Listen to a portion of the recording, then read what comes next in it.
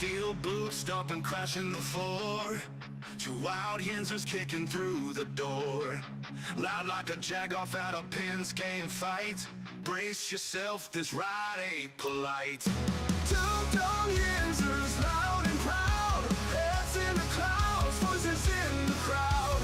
Chaos brewing, they don't play nice. Hold on to your iron and grab your prime anti-slice.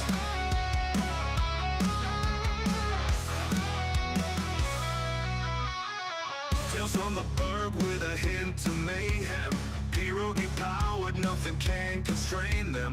Knocking back stories like an icy cold brew. You never know what these two might spew.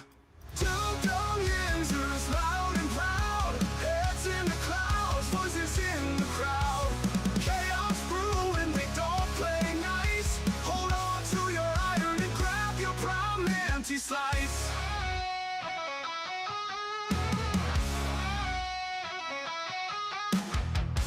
From the bug with a hint of mayhem. Pierogi powered, nothing can constrain them.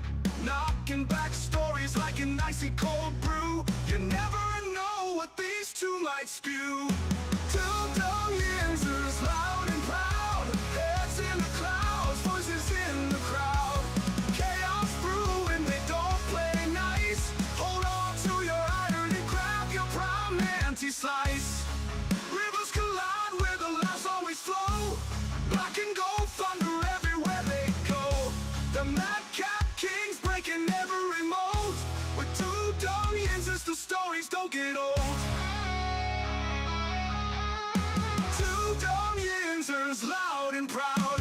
Heads in the clouds, voices in the crowd. Chaos brewing, they don't play nice. Hold on to your iron and grab your prime anti-slice.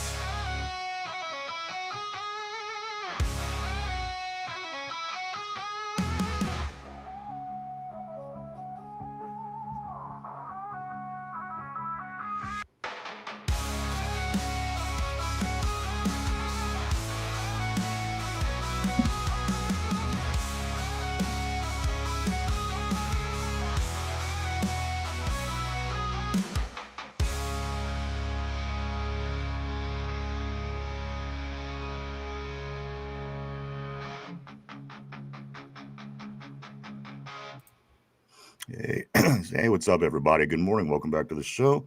I'm just trying to catch up. You know what? It seems like whenever I get ahead of myself is when I run into more problems. I have to stay on my consistent time schedule every day because if something gets off, if I think that I'm going to be ahead of the game, I end up being further along than I want to be. I don't know how this happens. Good morning, everybody. Welcome back to the show. This is episode 809 of the Two Dumb Yinzers. I want to say welcome back, welcome back, welcome back. Great to see everybody on the board. Great to see everybody back. Welcome to the show. Guys, midweek, what's going on? It's hump day. Glad to see everybody. A lot of things to talk about today. Some things came up between yesterday and today. Some speculation, some more talk about the Tyreek Hill situation, guys. So we'll be getting into all of that and much more. Seeing what Coach Tomlin had to say yesterday at the press conference. A lot of things, and it looks like the guys have good messages going on so far on the board as well. I can't wait to dig into them, Mike. So again, this is Seahawks week. Very excited. We got game 2. It's already going to be the week 2 tomorrow in the NFL as the Packers and Commanders play tomorrow night. So again, it'll be here before we know it. Good morning to everybody on the board. Let me jump on the board early to get acclimated. Tortilla, what's up, bro? Always good to see you, man. Corey says, hey, I was just on Kabuli's live and told them as they were signing off, oh, good, I'm ready to go for the Two Dumb Yinzers podcast. I hope they see that. That's awesome. that is great. Awesome. That is great. Somebody's seen it. You know what I mean?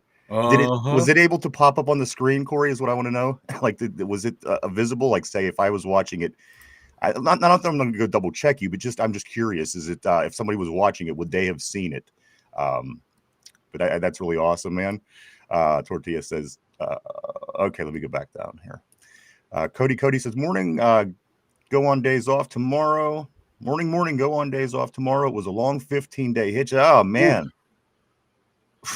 That is long. Oh. Yeah, well, I'm glad that you got some days off, dude. That's a long run there. Don't matter where you're at. Corey says, at the very least, I hope you guys are in everyone's algorithm. We appreciate it, man. We really do. Thank you. And we have some opportunities for you guys today too. Nothing too crazy, but I'm going to get into it in just a second. Corey, it has something to do with you as well. So kind of hang tight for a little bit, but if you can, I do want to throw something out there because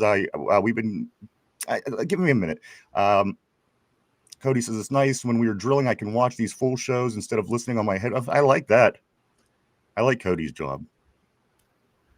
I like everyone's job where they can watch us or listen to us as they work. I like everybody's job more than mine. Tortilla says Caboli was talking about manipulating balls and clipping toenails. Like he's seen his toenails or balls in the last 40 years. Corey says, Tortilla, he seems like a real tickle some balls and play with your feet kind of guy. Corey says. And Corey said, yes, it was. That is super. Thank you, dude. You guys are all upstanding. As a matter of fact, this is what I wanted to talk about, Corey. We did. I don't know if you were in here yesterday when it happened, but I do want to say good morning to all the fellas on the board. If I hadn't, yesterday, it might have been before you got here, Corey, but we showed your art because on last week's show, Derpy sang a little bit, much to my dismay. And you had made a pretty funny comic about it, and it was right there because you had said Derpy looked like an owl or sounded like an owl getting choked out. And look, there he is. This is what Corey made. There's an owl in a Superman costume getting choked out, and then the guy choking him says, "Sing for me, bird boy."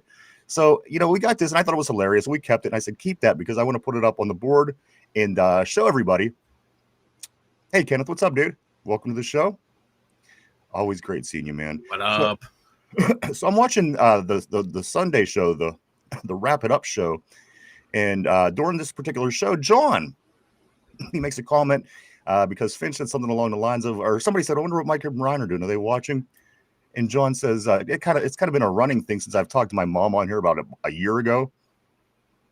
John says, I'm always at my mom's house making her wash my laundry or some shit like this. So this came in from a viewer called G Link that was over on that show the other night watching. I seen the name pop up. I'm not sure if it's anybody on our board or it has been, or if it's a different name, but this was actually sent in by G Link, and I want to say thank you. It says, Mom, come wash my laundry, because what John said was I was eating meatloaf, watching the show, telling my mom to come do my laundry, and of course put that back up one more time. Like I want to show everybody the meatloaf. Look how to detail that is. That's some thick meatloaf right there. That's brother. A thick meatloaf. There's me watching the show on my phone and telling my mom to come wash my clothes. And so again, these are very creative. And one more that Mike, this one here, this is one that we actually did a way back, and it was just again something you could do fun with AI nowadays with art. This here is Mike, the big hairy galoot that he is, climbing the Empire State Building, saving Derpy, who used to just have a panda face on the show. I don't know if a lot of people remember this, but there it is, Mike catching that, and up in the helicopter, up in the sky like King Kong. There I am. See me in the helicopter. There's my face. I'm shooting at Mike. So again, these could be a lot of fun, and I just want to throw it out there. If you guys are interested, or there's little stories from the show, or little things you pick up, and you do jump on AI and throw something together, throw it in. We will put it up. And as a matter of fact, if we do good, we get enough of them in, we could do some kind of competition or something like this and give away stuff. So guys, we encourage and we welcome these kind of interesting, creative, especially what you could do now with AI. Again, Corey, we loved it. G-Link, we loved it. Thank you guys. So all done. We will again, we'll incorporate them in the show because they're very creative. And again, there might be something that you remember about us saying that we don't remember, or there might be a story that you particularly remember and we don't remember. So again, it can be a lot of fun, and or twist it and turn it, and do again, if you want to have at it, we welcome them. We very much so welcome them. Again, we will certainly incorporate them in the show, guys. So again, if you want to do that, and like I said, if it does well, we can start giving things away. We could do contests or something. So just throwing it out there. If you're interested, if not, it's cool too. I did want to throw it out there, so you can send anything to anywhere that we have, our website, or Facebook page, or wherever. Just if you do, email address. We do check them all daily, so it could be a lot of fun.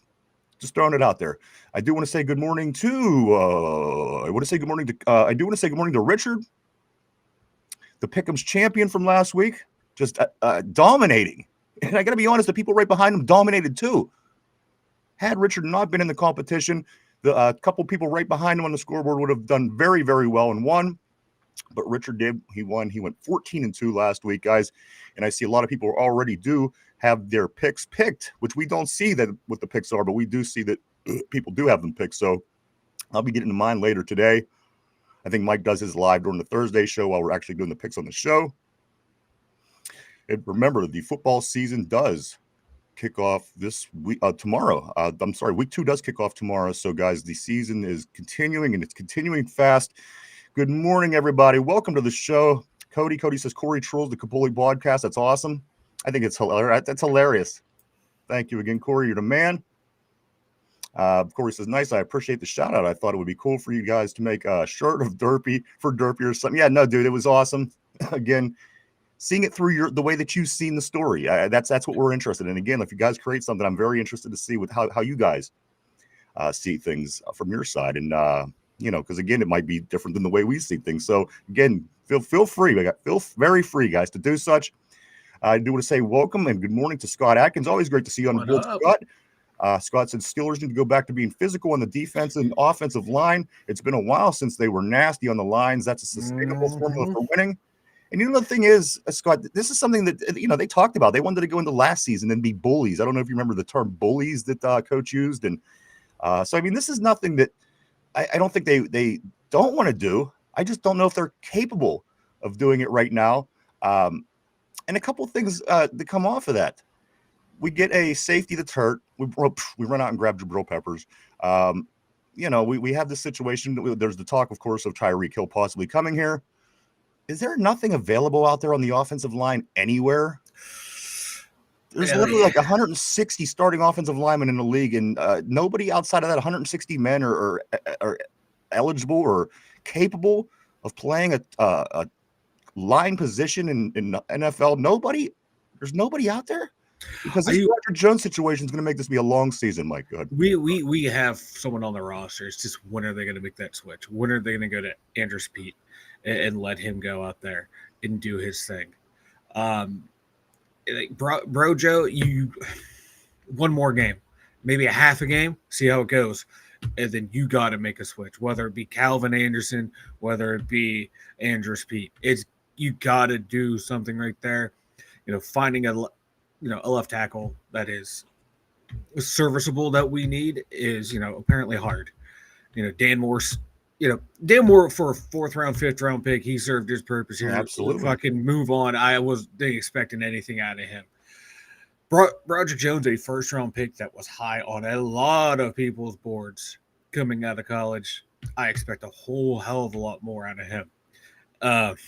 Jesus Christ, they got to figure something out here. You can't possibly continue playing the way he does, being your number 1 pick that year, Mike. He was the guy that we were building the trenches around. He was the cornerstone. Yep. If he's a bust, we got to figure something out and figure it out fast because, and that's the problem. He was the number 1 pick for us. He was the 1st round pick. Yeah. You have to handle that gingerly, and you can't just. So it's a bit of a complicated situation. Yeah, those guys get a long. Right. I don't care what sport it is, what team it is. They get plenty of opportunities to go out there and prove that they can or cannot do it. So I don't fault the Steelers for trying to trot them out there. Everyone else does it. Now, if we were the only team doing it, I'd be like, what the fuck are you doing? But maybe buck the trend here. Maybe give them another game, a half, see what it does. But you got to have Calvin Anderson or Andrews Pete ready to go to take his place because there's no one out there. If there, believe it, if there was a starting left tackle available, a lot of teams would be throwing a lot of draft capital players to get that guy. And they're hard to find. How hard franchise quarterbacks hard to find. Finding a stud left tackle is also as difficult to find. There's not that many out there, but you just have to find someone serviceable. And we might have 2 on the roster. I say give them a try. So, as you mentioned, this guy does get a longer leash than usual. He is the 1st round pick. He was our number 1 pick 3 years ago. And again, this guy does get a lot of leash, if you will. Excuse me. And it just makes you wonder, how long is the team willing to let this go? Again, he literally gets worse every year. And again, for a young guy in the league 3 years, it's unbelievable. to think that you could get worse every year. It's certainly not get any better. And again, he's still dealing with a lot of the issues that he had in year one. And again, this was quote by Mike Tomlin, guys, that the Mike Tomlin press conference yesterday. Mike Tomlin said this. He said Broderick Jones, he got on, when he's talking about Broderick Jones and asked, he says he could be much better. He says our quarterback got hit too much, and he was a component of that, is what Mike Tomlin said of Broderick Jones in particular. He did go on about the defense as well, guys. He talked about the defense. Let me just pull up a couple quotes here. So they went over film on Monday. They take Monday off. They go watch film. I went over film on Monday. The team, he said the team lacked in fundamentals, and did say that the positive is that they didn't get penalized much, which is a positive. Mm-hmm. If you're dealing with penalties on week one, that is definitely something that you always want to address, certainly going on. But that wasn't the case for the Steelers. It was the trenches, and these are a few things that he did say. Let's see. Mike Tomlin they said he was very hard on the defense. He said they took it on the chin. So this week they're paying special attention. I guess he didn't really say anything specific that I have, but some things that were said during the conference yesterday. And it's no surprise. And you know what, Mike? I went back and I watched the game for a third time last night just to see what Keanu Benton did. And this guy got pushed all over the place all day long. It was hard to watch. He did not look like he even belonged in an NFL football game. He was outmatched. He was out everything that he did. Keanu Benton he was going backwards all game. Yeah. And as I said, it was hard to watch. And I thought, well, this has got to get better. In the second half, this is going to be better. It never got better. It was constantly getting pushed. So these two men, Broderick Jones and Keanu Benton, they are the two that should be in the doghouse right now. I'm kind of just watching messages as they're going, and I'm seeing right at the top here, Scott says, YA Black. So, I mean, we do have some some things that we could do. It isn't like we have our hands tied on the defensive line.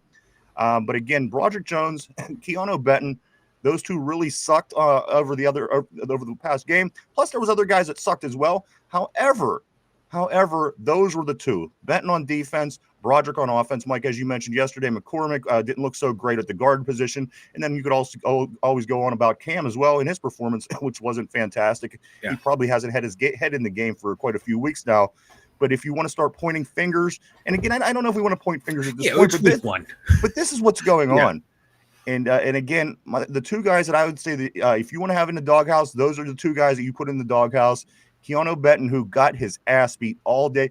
I tell you what, pull up a video of Keanu Benton highlights. Yeah, it was not pretty. And it's 5 minutes of him just getting shoved everywhere. He didn't have the technique. He didn't have the size. It was very bad. He was out of every play. Yeah, he needs to they need to slide him out to DN like we talked about in the offseason.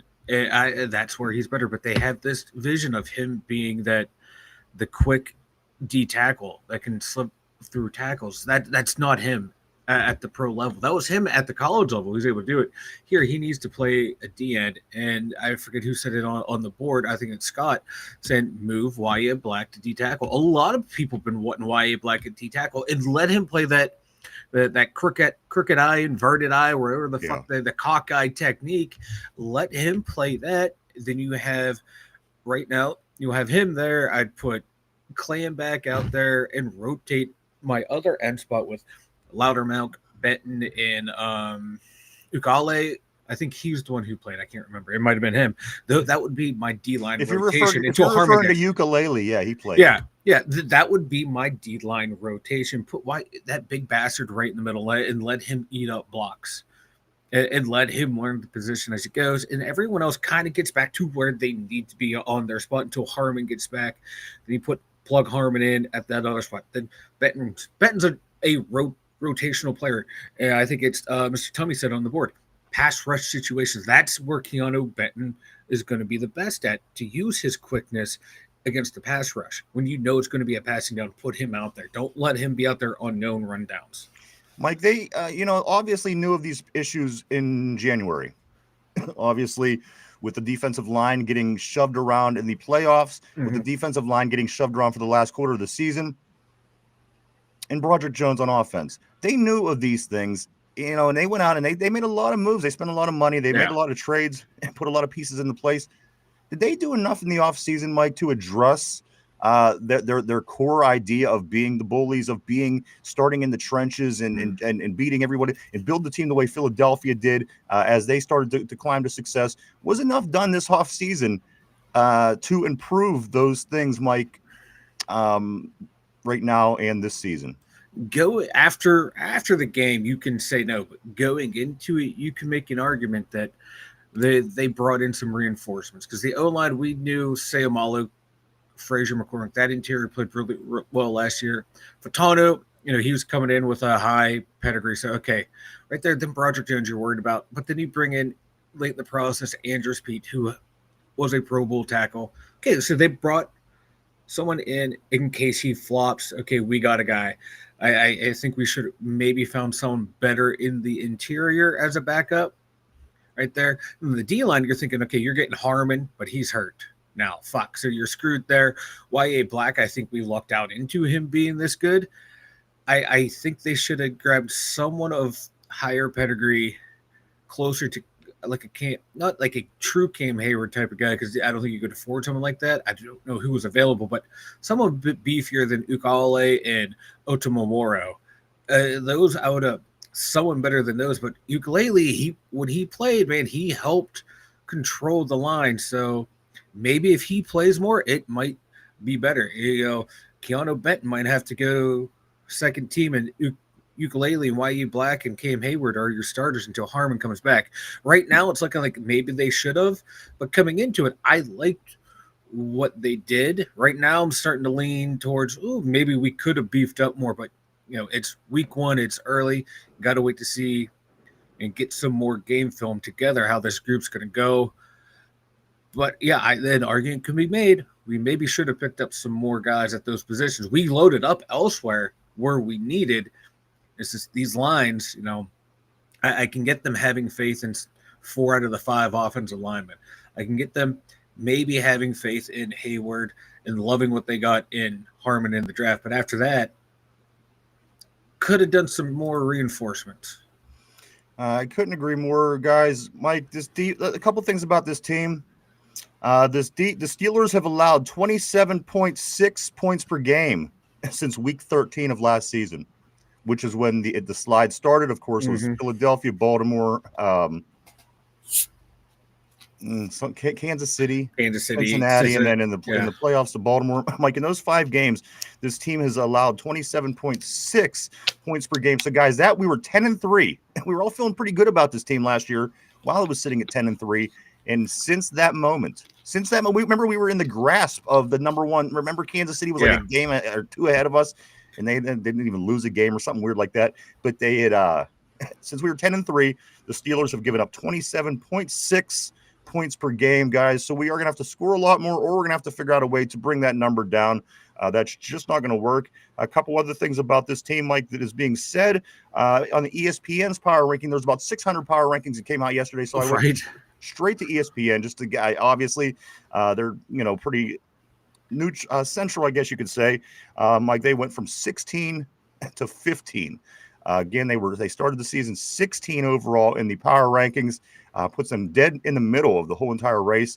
And the people at ESPN believe that they only improved 1 spot while getting the win over the weekend, guys. So that's some things that are being said. But also, Mike, there's speculation. I don't know what analyst it is, but I've seen this article about 6 times. I just never went into it. Analyst says that the Steelers could start 6-0. And I am sure you might have seen that somewhere on social media. 6-0. I don't have the entire schedule in front of me, but I know the first 4 games off the top of my head, and I do know that we have a good chance, providing we go out and do play as well as we did, but do little things better. Obviously, the offensive and defensive line have to improve, but the way the secondary and the way the quarterback and a few things happen, I don't think starting off 3-0, 4-0 is out of the question. No. This week's going to tell a lot about us because we're going to open up at home, and I'm sure we're going to play fine. I'm sure our defense is probably going to shut Seattle down. It's just the way it goes. We're going to get comfortable. We're going to start talking about the Super Bowl as we always do here in Western PA. But then again, it's going to, at some point, you're going to have to cross those bridges again where you have running mobile quarterbacks, where you have a good running game, and all those things that hurt us in week 1. And again, we got to remember that was only the Jets that was able to do that to us. So we do go up Buffalo this year. We do got we got the Chargers this year. We have the Ravens twice, and then all those teams in the NFC North. So I mean, it's not going to be an easy schedule by any means. However, those should be the 2 focal points in my opinion. Obviously, the interior line on both the offense and defensive side of the ball. Again, Keanu Benton, guys, watch if you have the stomach, please Watch the video of Keanu Benton getting shoved around the field all afternoon. It is very, very unimpressive. And again, a couple of pieces on the offensive line, Mike, certainly did not look good.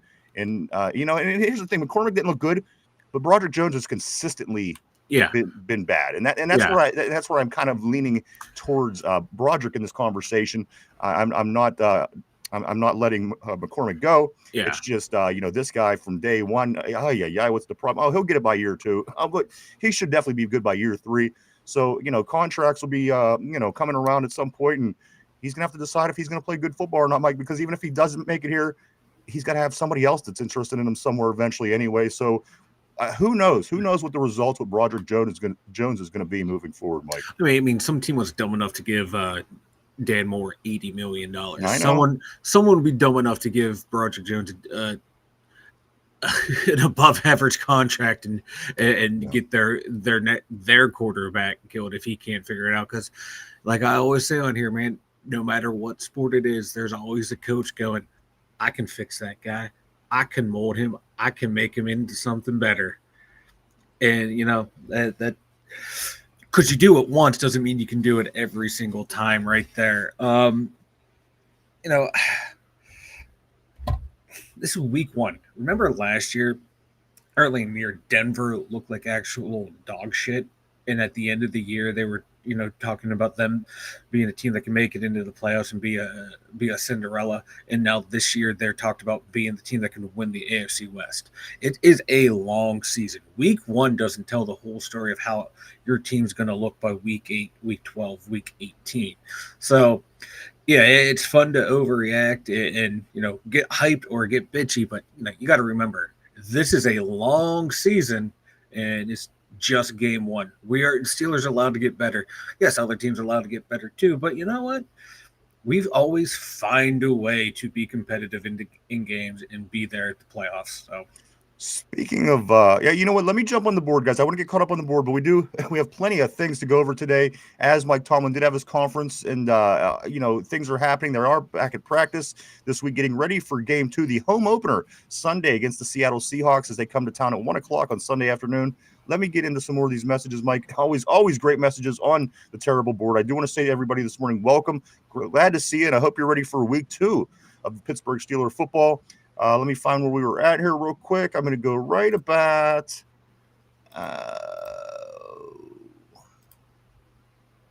right here. I'm going to go right where Kenneth says he's definitely underachieving, and then right above that, Cody says, I would rather play Broderick Jones than Keanu Benton. You can always put Washington to help Jones. Keanu gets thrown all over the place, and if you want to know why we can't stop the run, Keanu Benton. And again, that the other few things that run into it too. I mean, obviously Harmon was a big part of this. We got rid of Ogunjobi, figuring we would draft that position, and we did. And we got a dog, and he's not available. He got hurt, which is unfortunate. And Cam coming off of all of his issues, the very next day he did not they got that taken care of on Saturday with his contract. Come on, the guy's head wasn't in the game. The defensive line was terrible. The offensive line was pretty bad. Let me jump back up here. Jen, what's up? Always great seeing Jen on the board. Super duper fan. Jen says Tallman should sit him and create a competition that he loves. Two dogs, one bone. You know what? They got to figure something out. They really got to figure something out. Tortilla's talking about some offensive linemen. I see some names here. Dylan Cook, Ryan McCollum, and Spencer Anderson would have played better than our starters. Mm-hmm. Mark Malone says Robusterous is just a lazy Devin Bush. You're not wrong, because they both had good rookie years, and they went to dog shit after that. Mr. Tummy says Broderick Jones equals suck cost fallacy. You know what? I do want to say welcome to Mr. Tummy. If I hadn't said it, always great seeing you on the board as well, sir. Scott Atkins, can we please start Black at defensive tackle and don't look back? Once you start Black, you never go back, is what they I think is what Scott is saying. I think so, brother. He says you can't win without stopping the run. Of course, Mr. Tommy says, as for Benton, use him for passing situations only, which Mike did address. Go ahead, Mike. I'm sorry, I cut you off. No. Like, yes, total sunk cost fallacy right there. Yeah. And it's like any first round pick that starts to be a bust that you don't get rid of. Wasn't no, Claypool wasn't a first round, but He was a second, but he was our Yeah. first pick that year. he was. Let's see. Cody says, yes, Ryan. This is what I needed to hear. Benton was, he really was, dude. And as I said, I knew it wasn't good, but and then I Mhm. went back and watched it, and it was a lot worse than I even remembered because I was focusing on him, and he was non-existent. And you can't have that right in the middle of your defensive line. Dude, like, oh, it was like both lines that, we were saying all off season, it's going to come down to the O line and D line, and oh boy, but hey, it's early. It's early, guys. I'm going to be using that line all season long. It's still early. The thing is, you got to get in when the getting's good. The thing is, this is a team that we should have beat. This is a team that we needed to win against. And let me just throw a situation out there, guys. I know yous are going to hate me after I say this. Let's just say 3 weeks from now, we play Seattle, Minnesota, New England, Minnesota, and then Aaron Rodgers gets hurt. Okay, so now you have to like scramble to put things together, and whether it's Mason, whether it's this, whether it's that. So you got to get in when the getting's good. In other words, don't wait. If you can win now, let's win now. Go all in, because later on down the road, you don't know what's going to happen. And if things happen and you have to shuffle and adjust and make things, I would rather have all these wins opposed to saying, well, we had this close game to the Jets. It was only week one. We'll pick back up. I'm always a firm believer of get it when the getting's good. You never know what's going to happen. And put yourself in the best situation you can, because again, at the end of the year, even if no injuries happen, you don't want to be a game behind a playoff team to get into the playoffs because of a bullshit game that you lost. And then you can say, well, we'll just get back at it. Every single game in the NFL is vital to a football team. And that's why the NFL is so competitive and so popular, Mike. It's every single game is like a boxing match. It's a big event, Mm-hmm. And no, you don't want to lose early. So at least we got that going for. You put yourself behind the 8 ball, Mike, and you're fighting to constantly fight uphill all season to get back. And I hate that. I hate that feeling. Yeah, and that's one thing we always talk about too on the show is stacking those wins. So, like you said, get while the getting's good, get it early. I'd rather win now. That way, build up a little cushion. Like, don't lose to New England. The Las Vegas Raiders just went up there and beat them. Don't lose to New England. And I know you can't help it. I mean, you don't want to lose to any team, but win these games. Beat Seattle. This team looked bad against San Francisco. We could go over their numbers later and see what it looks like, but it wasn't good. Beat Seattle. Beat New England. Minnesota, I mean, they're going to be okay. J.J. McCarthy looked better than I thought he was going to, but this is a team that's beatable, especially Addison won't be back for game 4. He has a 4-game suspension, so that's one of the receivers that we won't have to worry about. Beat the teams that you got to beat. And, if people say you aren't a real 4-0 team, who cares what people say? Because if you're 4-0, you're 4-0. You get who they give you to play and you beat them. So, again, guys, let's win these games early. Starts with Seattle here. Let's improve, do the things that we got to do to keep winning and just go win, baby. So all you can do is just keep winning. And here's the thing. Baltimore, they lost, but guess what? We played them a couple times. We played Buffalo. A lot of things are going to happen through the course of this season. And you don't want to put yourself behind the 8 ball early, I don't think. Yeah. Tortilla, Hayward, and Black should be our nose tackles. Why do they never consider Hayward at nose tackle, Mike? He has the size. He could. Go ahead. They like him on the end or playing D end. He did so great when they go out there. base 3. Because you put him on, what they like to do is put him on TJ Watt's side. Yeah. So you got to pick who you're going to focus on blocking there to provide pressure from that side. So I get why they do that there, but he plays tackle when they go, they're 2D linemen and 4 linebackers. So he sneaks to the inside there, and he does get pressure there. But for most part of his career, man, we had like Hargrave D tackle, then we got Alu when Hargrave left. So they had guys to play D tackle, so he was able to play on end there. But I think now, like, he still has his strength. Why not try him there at tackle and YA Black on one end and Harmon on the other and see what the hell happens? It's going to be any combination of those 3. I'm sorry. I've seen Cam Hayward a couple times in my life, in real life, like close, and he's a really big guy, like a really big guy. Like I'm a little bigger than an average guy. I'm not. I think the average is 5'11" or some shit. He's a very, very big guy. And if you see, you probably did, him standing next to YA Black on the line when they were getting ready for a play, YA Black makes Cam Hayward look small. Yeah. And believe me, this is a very large man. He's very tall. He's very, I'm talking about Cam. He made Cam Hayward looks small. So again, this guy is more than likely going to be the future of this defensive line. And I got to be honest with you, Mike, if things don't start looking better, I'm ready for sooner than later. And you know what? At this point, why not? Again, the guys that were in there did not do well. That was a very, very rough game to watch. We're lucky to win. If you let up a running game like they had against us this past weekend, you don't win those games a lot of times. So, we're fortunate, Mike, in a few areas. Again, maybe the penalties being down played a big part of it, and some of the other little things. But again, you don't win many games where you get ran all over like that. No, but like you said, they played clean football. Limit the penalties and don't have them in key situations. That helps too. You want to be able to run the ball, stop the ball, and not commit penalties. We had 50% of that equation down. We were able to play clean football, and I think that's more important than being able to stop the run or stop the pass. You're not shooting yourself in the foot. You're not giving them more ammunition to use against you. At least okay, hey, they're able either running the ball on us or passing the ball on us. We know we got to figure something out here, but we're not going to shoot ourselves in the foot to put ourselves in a chance to win. And that's what they did. And this team knows how to play close football better than anyone else in the league. This team knows how to find a way to win. So they were able to do it, but they can't rely on it. They have to fix this stuff because we saw what happened the past 3 years when you keep finding ways to win. You eventually run out of luck, or you eventually run into teams who have fixed shit along the way and are ready to go into high. When we were 13-0, or when we were 10-3 last year. Yeah, so you got to get the shit worked out now. And here's a couple things, Mike. That these 5 reasons. These 5 reasons are reasons that we won the game, and have nothing to do with anything that people are talking about. Rodgers 2 dropped interceptions. 2 throws that should have been intercepted that got dropped. Remember, we won 34-32, a 2-point game. Rodgers had 2 interceptions that got dropped. The Steelers fumbled the ball twice, and it got recovered twice by the Steelers. And the Jets fumbling on the kickoff and the Steelers recovering it. Those 5 things, the ball bouncing our way, is why we won that football game. Yes, Aaron Rodgers threw 4 touchdown passes. Yes, this happened, that happened, and all the other things that were great that happened. I acknowledge that, and I love that. But again, one of those balls are intercepted.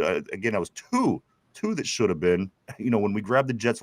So those 5 things, Mike, that happened ultimately dictated the outcome of this game. Yeah. And again, I don't know about you and your luck in your life, but I don't want to depend on getting the right bounce. No. Certainly 17 times this season and hoping for the best. So things do have to get fixed. And again, very, very grateful that the ball bounced in our direction every time that it did. We'll take it. We'll take the win. But again, this is a vital week for the Steelers. They were in the film room the other day trying to get it figured out. They're at practice today. They're at practice, so maybe they'll get things figured. But again, Mike, these are problems that they extend all the way from last season, January, Baltimore. This running game looked like their running game, but these guys didn't have Derrick Henry and Lamar Jackson back there. That's got to be somewhat scary. Again, this is who we're up against in the division. This is who we see twice this year. So they got to get it to work this week at practice, Mike. Again, that interior line, both sides of the ball is a concern. But as you do say, Mike, it is only week 1. So that's where we're at. It's only week 1. Let's not overreact, but let's not also sweep bad things under the rug. All right. Tortilla, let's get back to the board. Tortilla said Harmon will have a lot of pressure to save this defensive line if we can't get it together. I just want him to be back. We got to get healthy. It isn't like we have a lot of terrible injuries, but the ones that we do, it's really showing. I would have loved to have Harmon on this defensive line, and I'm looking forward to his return. And the thing is, we can't count on a rookie to save the day. Everybody has to step up. The third best defensive tackle that we kept hearing about all off season, Mike, the third best. And I said, this greatest of all time. This guy's not better than Sexy Dexy. This guy's not better than Jalen Carter. He sure as hell wasn't better than Quinnen Williams. And I got to tell you guys, every list that I seen had this top 100 player, almost 40 years old, one of the top defensive linemen. And I think even last year when they were introducing the Steelers on one of the games, they said, there's Cam Hayward, one of the best linemen. EFF number 1. Best defensive lineman in the game. Is that what you've seen, guys? No. I seen Cam have an uncharacteristic season last year from the 2 previous years where he looked pretty bad. Last year, they gave him some money, and he played well. So let's see, Mike. Let's continue to keep an eye on these guys. Again, did he look to you on a terrible board? did he look like one of the 5 best defensive tackles in the league? Cam Hayward. And again, this was the Jets, Mike. This wasn't the Buffalo Bills. This wasn't Baltimore. So, put that into consideration. Where the strength of their O-line are their 2 young tackles, not their interior. And remember, Ryan, on one of the sites, Cam Hayward was number 2 in the NFL, ranked number 2, just behind Lamar Jackson, who's a 2-time MVP. Cam Hayward just behind 2-time MVP Lamar Jackson. I don't they both choke in the playoffs, so they got that in common. But Mike, are you saying that he was number 2? Oh, see, number 2. All right, that's what I thought. Let's get back on the board here, guys. I'm gonna go right here. Ukulele was eating up Sunday on second watch. Yeah, he was. And what's up, RB? I do want to say what's up, brother. Great seeing you. Always great seeing my man. Tortilla says Harmon will have a lot of okay, we did get that one. To get the defensive line together. Cody, neither guy should be on the field at this point. Those 2 guys have had their chance after chance, and they have made very little progress. Not enough to move the needle to justify them playing them. I'm just worried we're going to get in that position, Corey, where there's not going to be much else we could do. As I mentioned, there's 160 starting offensive linemen in the country. And apparently nobody outside of that 160 men isn't good enough to start on a line in the NFL. I just don't want to be in that position where we have no options. And again, after all the work we did in the offseason, it just makes me wonder, why don't we have any options? It was like we didn't know this.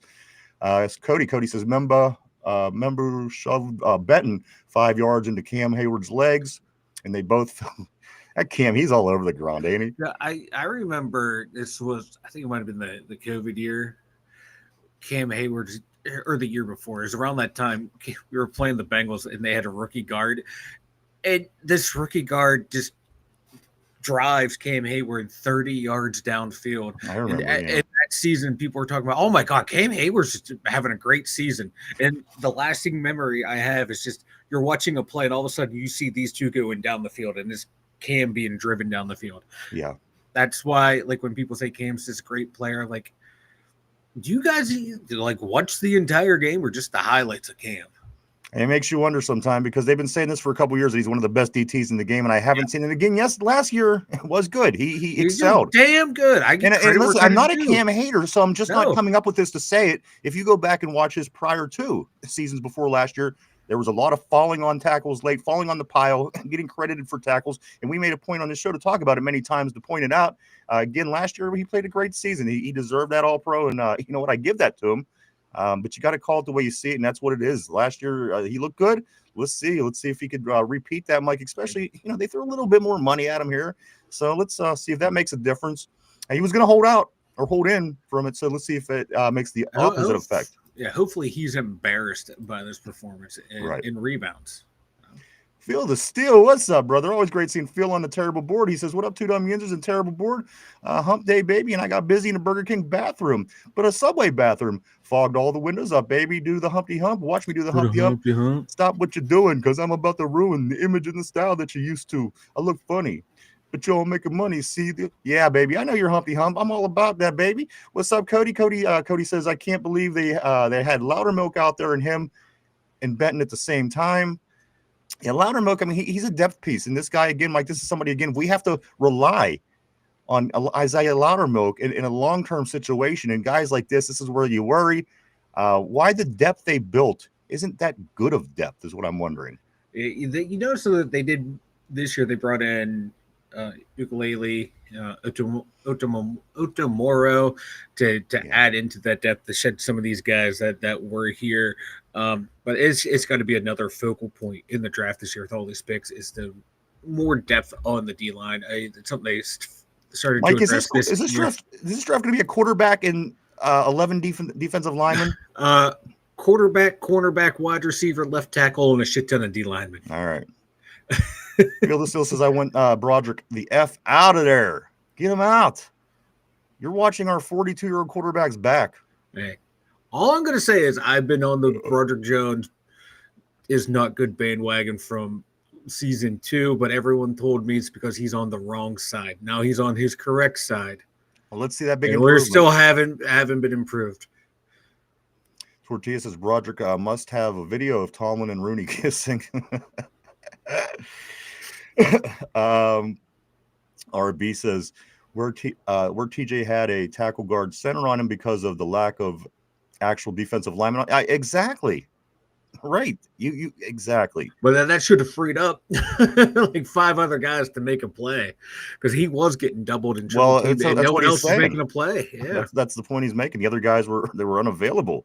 You could put 5 guys on TJ Watt, and they still weren't getting the job done. Still weren't making a play. Yep. Cody says other teams can watch the film from the Ravens-Jets game and figure out how to beat Tomlin's all-star defense.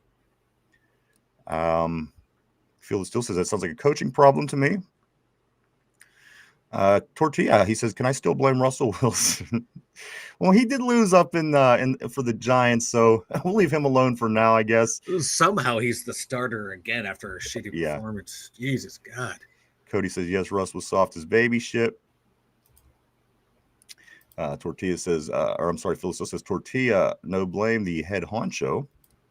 Follows this up by saying these first 4 weeks are get ready and focus for after the bye week. After the bye week, it all starts first the division and playoff teams, and that's pretty much how it was last year. Get it while the getting was good, and then we were 10-3, and we got it while the getting was good, and then that last 4 games of the season, and the playoffs were a disaster. So we got the first part down pat, and if we could do that again, get the wins when we can.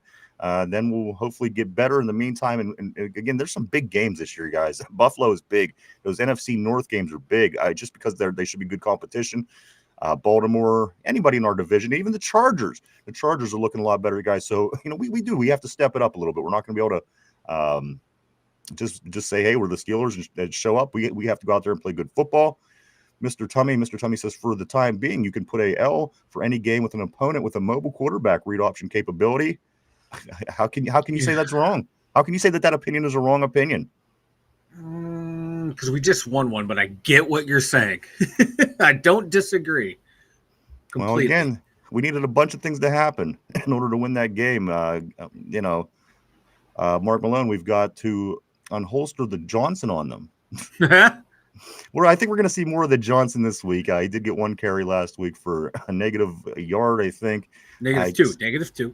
I do expect to see him more this week. I know that we're seeing him on kickoff, and I don't know how long that will continue, but I expect to see him a little bit more this week.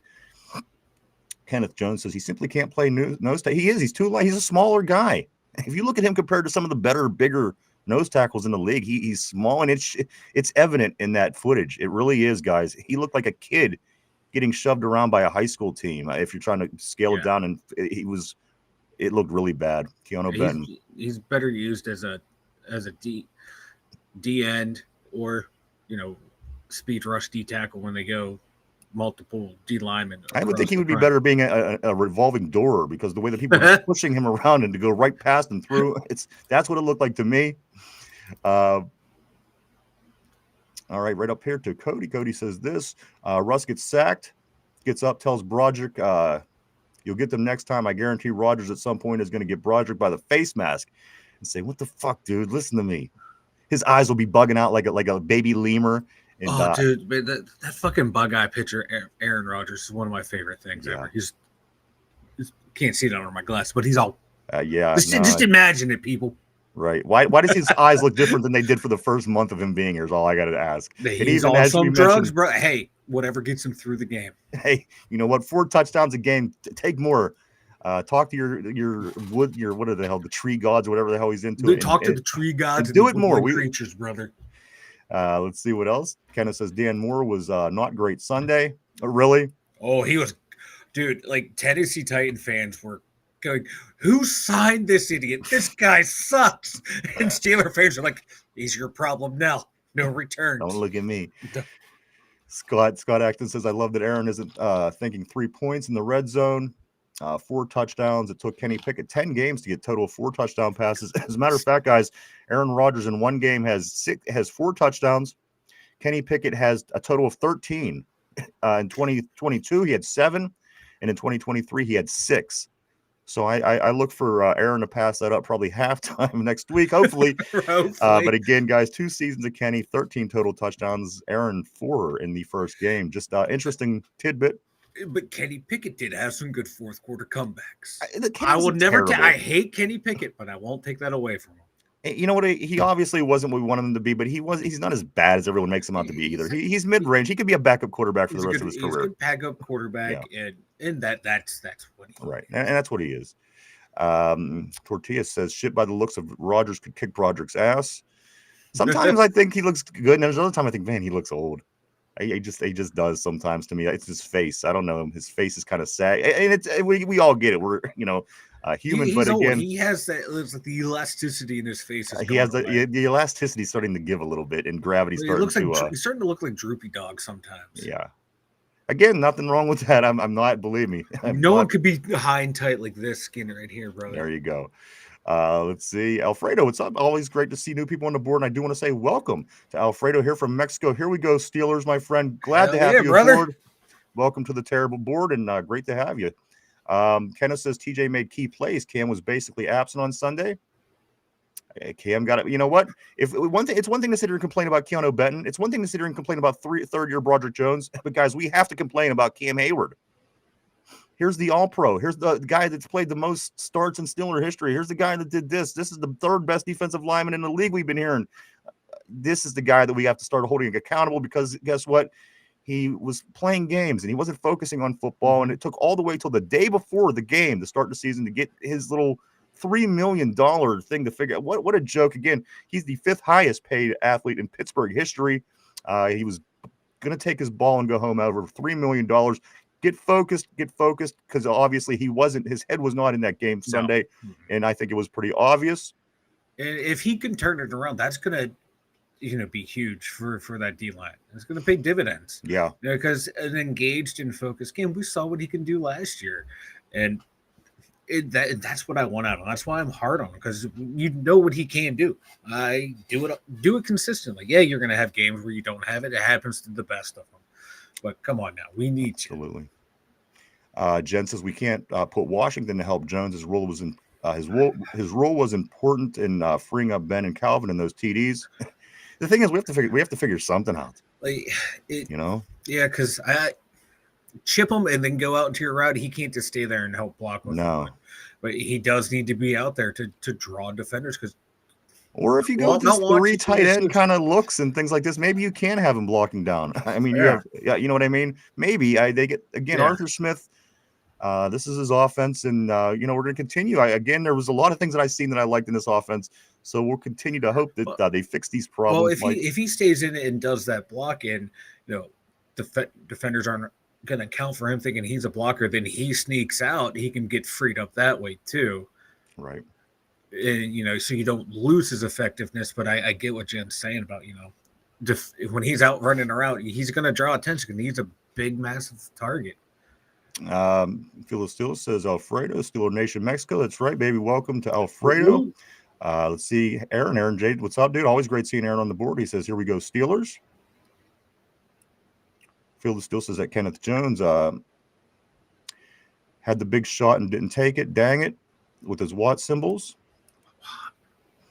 Tortilla Ryan, don't jinx Rodgers' injury. Let's talk about a Broderick injury. Well, remember, for every injury we have, it is Ryan's fault, because he wants to always do over-under on the devastating injury. Well, you guys always take over, so that's why it happens.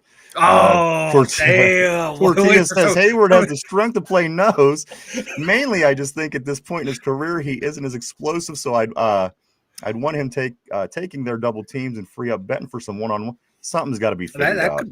Try it. What's the worst that could happen? They run for a 20-yard gainer on us. I haven't seen that before. Yeah.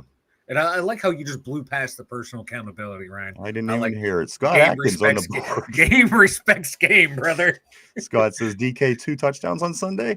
And you know this, unless he is ultimate decoy knowing it is his revenge game.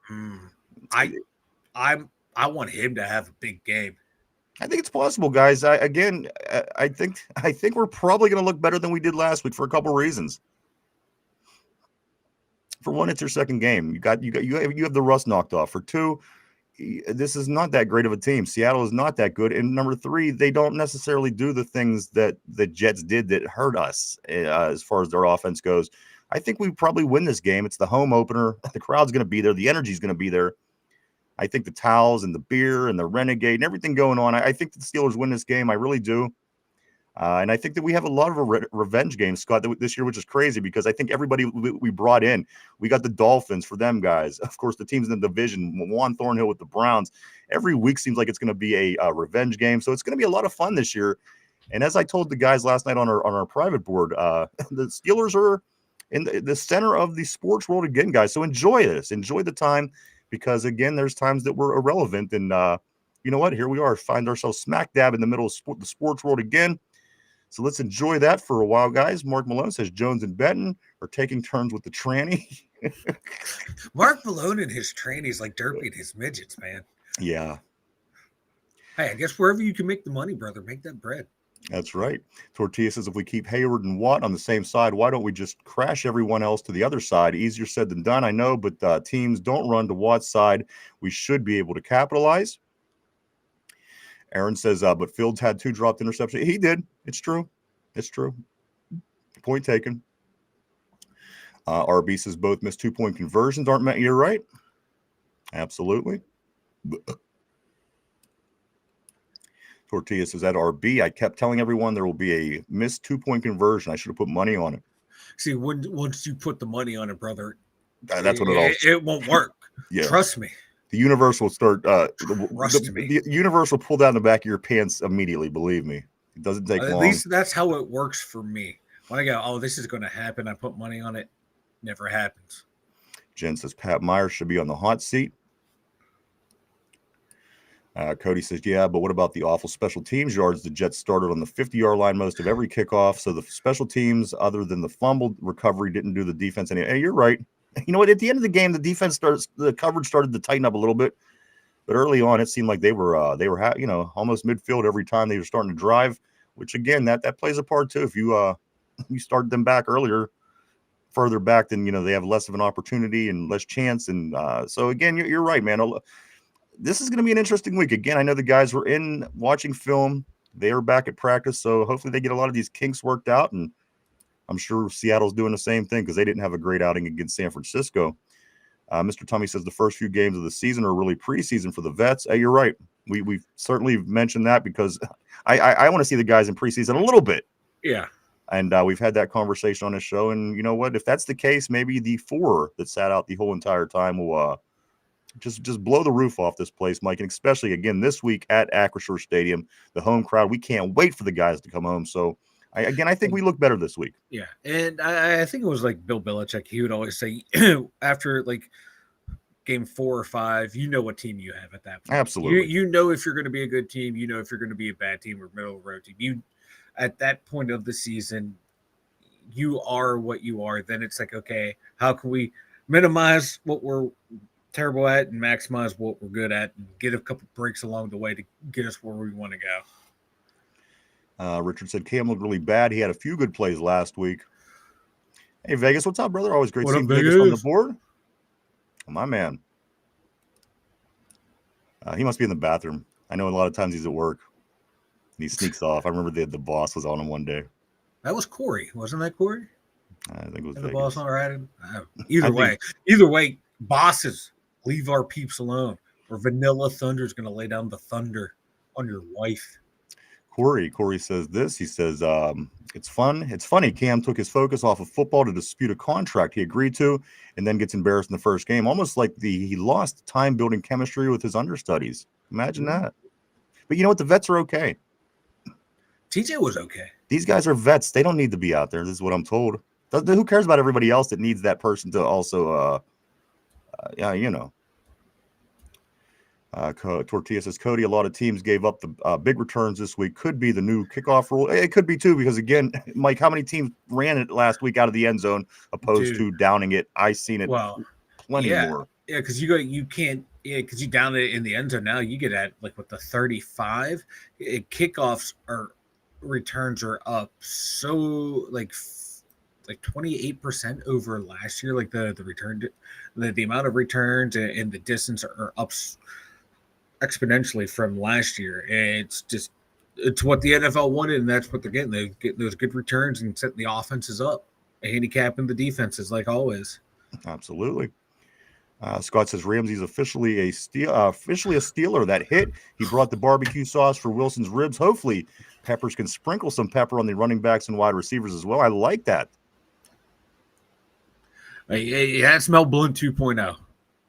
I'm gonna keep saying that until it catches on. He's a beast. He was like, I think RB said Jabril Peppers was a lifelong Steeler without being a Steeler. Jalen Ramsey is a lifelong Steeler. Now these two guys back here, Jabril Peppers and Ramsey. I mean, come on, there's not going to be people are going to definitely be alligator arming and thinking and looking before catching.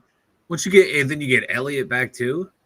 If you find a way, if you can find a way to get all three on the field at the same time, they're going to kill someone. Yeah, it's going to be great. It's going to be like the James Harrison days all over again. It is too. I can't wait. The refs are going to have the flags at the ready. They're just going to see those guys and have it cocked and ready to go. Corey says it's crazy. I think the Jets are going to have a good year. They looked at our defense as a defense to beat up and put up 32 points. That kind of confidence moving forward has to pay dividends. And as we said, I mean, that's a very, but with the exception of Buffalo, you just go out and do your thing. Go out and win as many games as you can and beat out Miami and beat out the Patriots. That's all you got to do. Because again, you're not going to win that division. You're not better than Buffalo. You're not even on the same field as they are. But you go out and try to win the games that you can. Don't even think about Buffalo. And they could get a wild card. I mean, that was not, from what I seen Sunday, if they keep going in that direction, that's not a bad football team. It's not too. That's the team we've been talking about for a long time. That just a quarterback away. We thought it would have been Aaron Rodgers 2 years ago. Maybe it's Justin Fields and the coordinators that they brought over from Detroit can unlock an offense for him. And because they got good players over there. I said that before the game, and we all saw it after the game, that they got guys over there that can play. But do they have enough guys that can play to be a threat?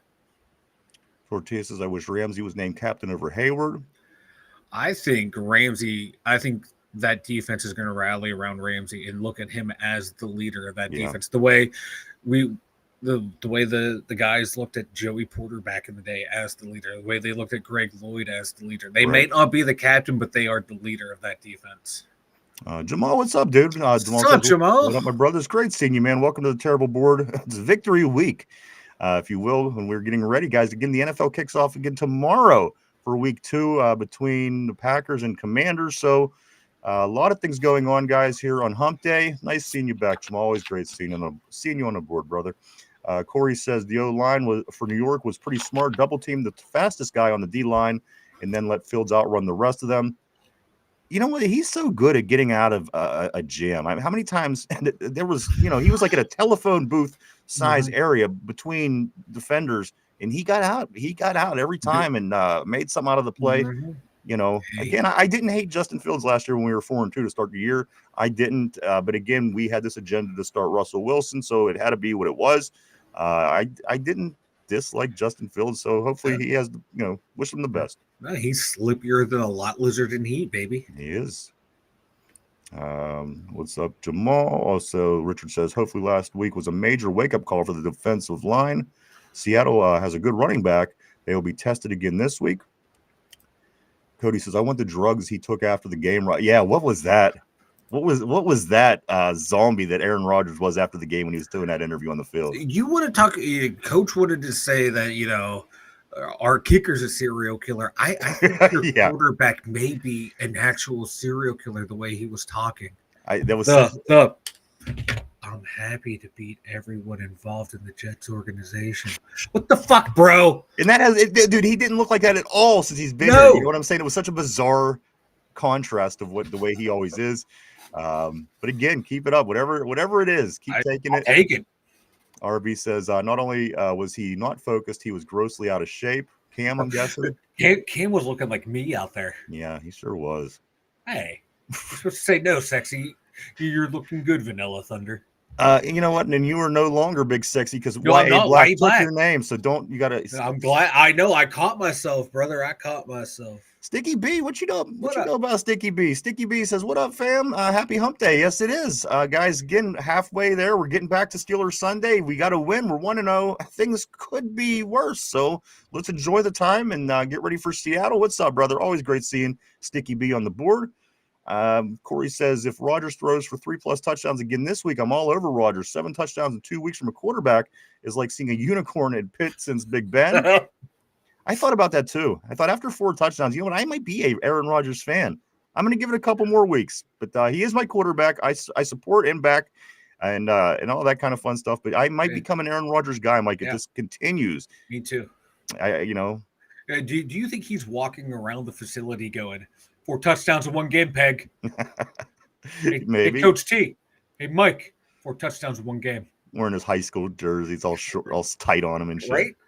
Like I would. He's old enough. He might be the only one on the team who remembers the show. You're right. Eric Jason, just want to say, oh man, we appreciate that. Great show and contact. Hey man, we appreciate it. We appreciate you guys just as much. Believe me. Vegas says the RBs missed some cutbacks too. It wasn't just the O-line. You're right. Yes, that's true. But you know what? That line is it just looks so bad. Just look at the pass plays. Look at the pass protection. Look at the run protection. You never looked.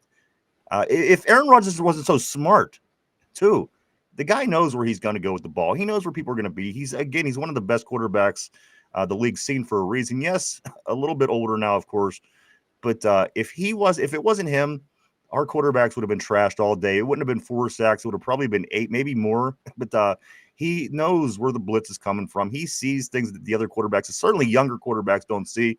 So those things also got us out of a jam, guys. Again, if maybe Mason Rudolph or somebody else started, maybe we don't win this game. So there's a lot of little things that did happen through the course of this game that led us to victory. And again, him being able to see things that a lot of guys don't see just because he's that caliber, that went a long way too, because so many times he was in big trouble back there. A few times he could have got the ball off. He didn't, but I got to be honest with you. I have faith in him for that reason. He just knows more about the game. He knows where this is. He knows where that is. He knows where this blitz. It's going to be one of the benefits of having this guy as our quarterback. We got to enjoy that. Cody says, and Thornhill. Oh yeah, I forgot about Thornhill back there. He can lay the lumber. Yeah, we're talking about all them guys on defense with the hit sticks. Like, did anyone miss Minkah Fitzpatrick other than the sycophants on Twitter? Well, whenever Deshaun went down, I kind of did. I thought, oh shit, it would be nice to have Minkah Fitzpatrick back there now, but not specifically because I miss Minkah Fitzpatrick, just because I thought this is not good. Aaron said if they move the kickoff spot from the 35 to the 40 in the future, which they won't, but if they do, we could just trot Boz out. We could just trot out Boz, good from 80. And you know what? Mike and I say this. Right? Remember, 50 yards used to be the limit. They would not even let a guy kick a field goal further than 50 yards. You get nervous when Gary Anderson would go out there and kick a 48, 49, bordering on that 50-yard line. Now Boz from 60, the dude in little preseason from 70 yards, that guy in Dallas. Like, I can see Boz kicking a 70. That's what I'm saying. These guys they're amazing. What's it going to be 25 years from now? Are they going to be kicking it from their own goal line? I mean, that's, you got to say, from 50 to 70 over the past 20 years has become somewhat regular, a normal thing. Yeah. So 60s are starting becoming norm for some of the higher end kickers. And then Tortilla said the same thing. Boz could kick it from end zone to end zone. You know what? At that point, you better be giving this guy NFL player money. Again, give him Cam Hayward money. He certainly helped a lot more to win that game than Cam Hayward did. And guess who's the 5th highest paid athlete in Pittsburgh history, and who gets paid kicker money? Yeah. Vegas. The entire team is full of quiet leaders. Now they have Ramsey to fire them up. I agree. Because remember, TJ was supposed to be the dog. He was supposed to be the guy. Everybody just respected him in the locker room. He's such the leader. He's not that kind of guy. He's not a vocal. He's not a Ramsey. Mm-mm. Ramsey, he kind of goes into that area of a Ray Lewis. He's just loud. He's he can lead. He's that. And TJ's not that. Cam Hayward's not that.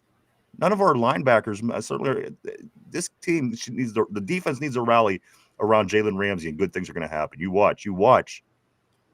As you said, Mike, he's probably going to be more of the leader than Cam Hayward is.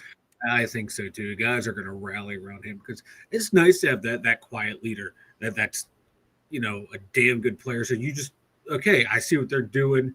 I'm going to go out there and do it. But you need that guy.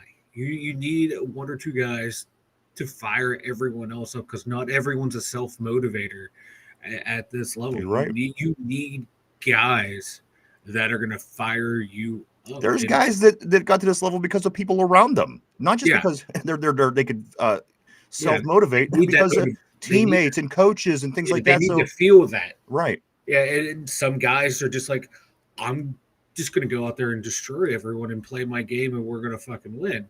Right. They're few and far between. Everyone else is mostly in the ladder.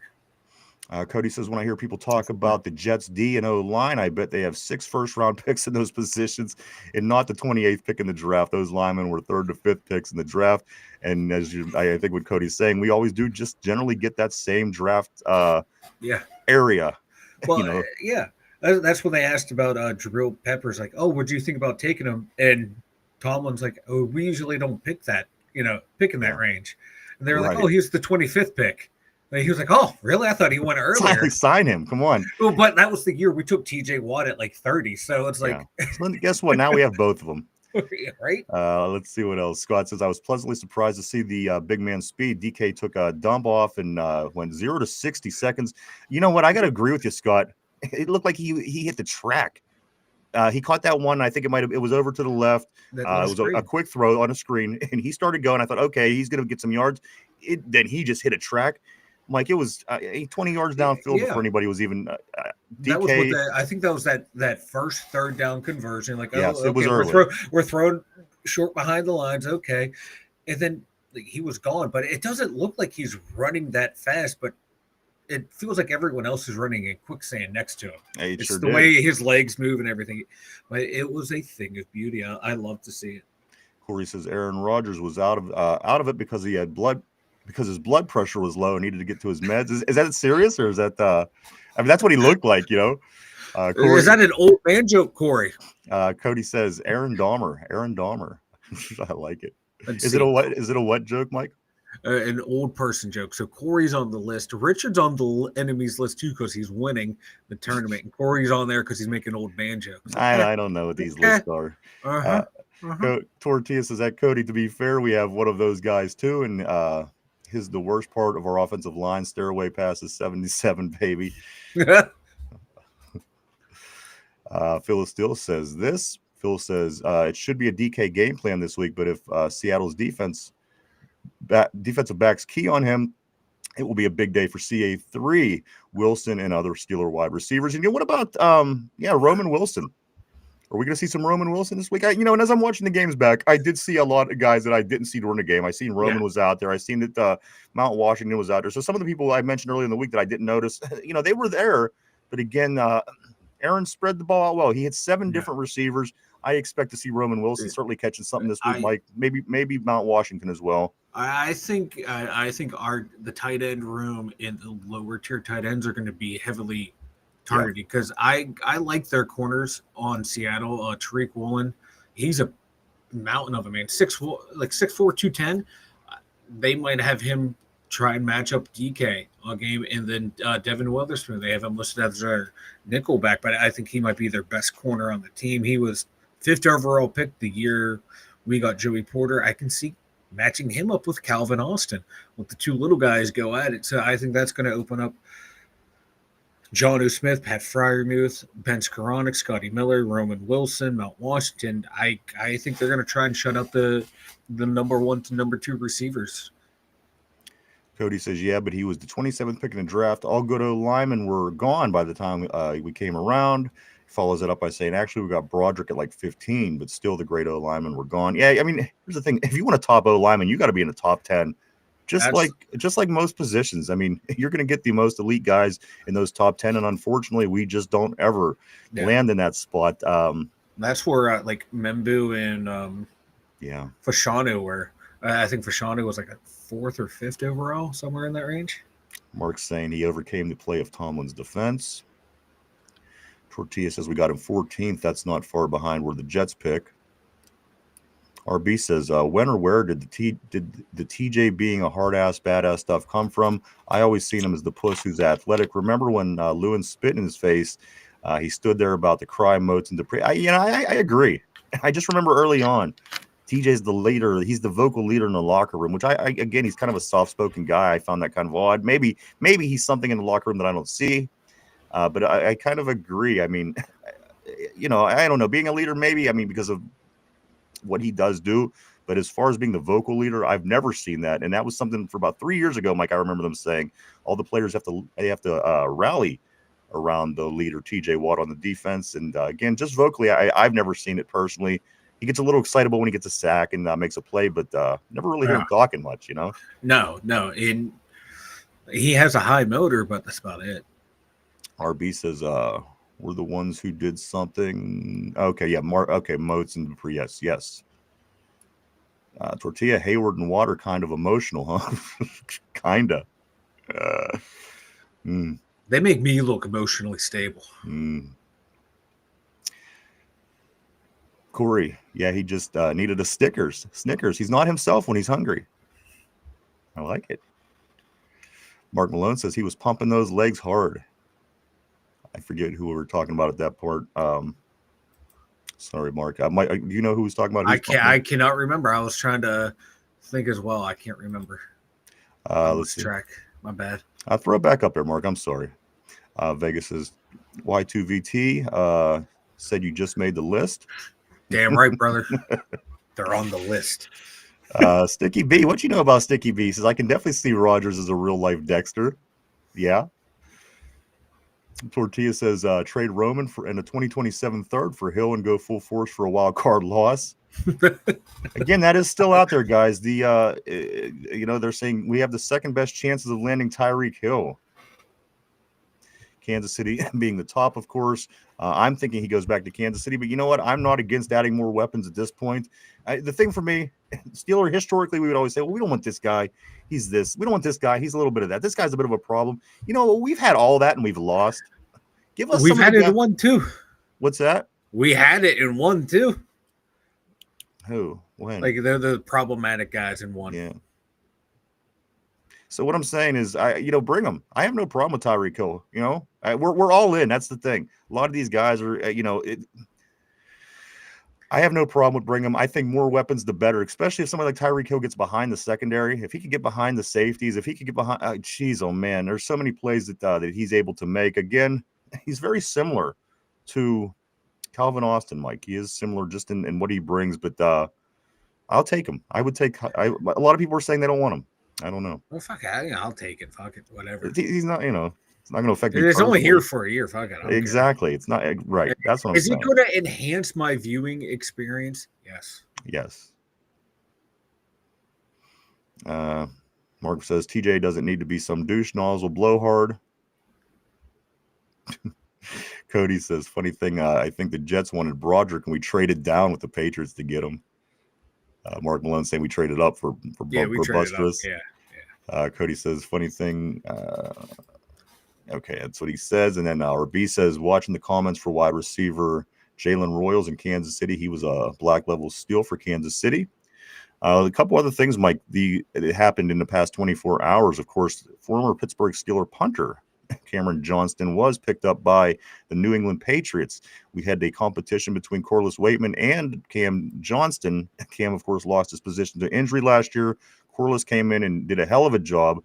They had a competition in preseason and in camp, and Corliss Waitman won this competition. Mike, Cameron Johnston is going to be kicking for the Buffalo Bills as they have kicker issues up there. They got themselves a good one because if we didn't have Corliss, I would love to have Cam Johnston again. Historically in the league, he is one of the top in the top tiers of kickers as far as punters go. But Cameron Johnston, we will see him later in the year as he is playing with the Buffalo Bills on a pretty damn good team up there. Yeah, well, it's nice to see him back in the starting job somewhere. You knew it wasn't going to be long with him. The guy's just so good. All right, let's do some more messages. The board's good today. It's hump day. Let's stick with the board. Corey says Philly just won a Super Bowl and is still making heavy moves on their roster. Yet we're trying to justify trading for a wide receiver too, and we're claiming to be all in. Cody says if we had Tyreek Hill, Scotty Miller would get all the touchdowns.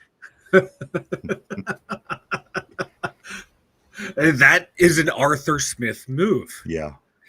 you throw to the guy the defense least suspects. Seems to me like our coaches, they tend to overthink shit sometime. When it seems like they're dumb and you're kind of complaining about what they're doing, a lot of times it seems like it's overthought. They overthink themselves and they beat themselves. This is what I'm going to do. Well, this is what they're going to do. So I'm going to do this because they won't expect this, but they're going to expect that. So I'm going to do this. Yeah. Vegas says we used to trade up in the first and got playmakers like Troy and Santonio. The last two were Bush and Brojo.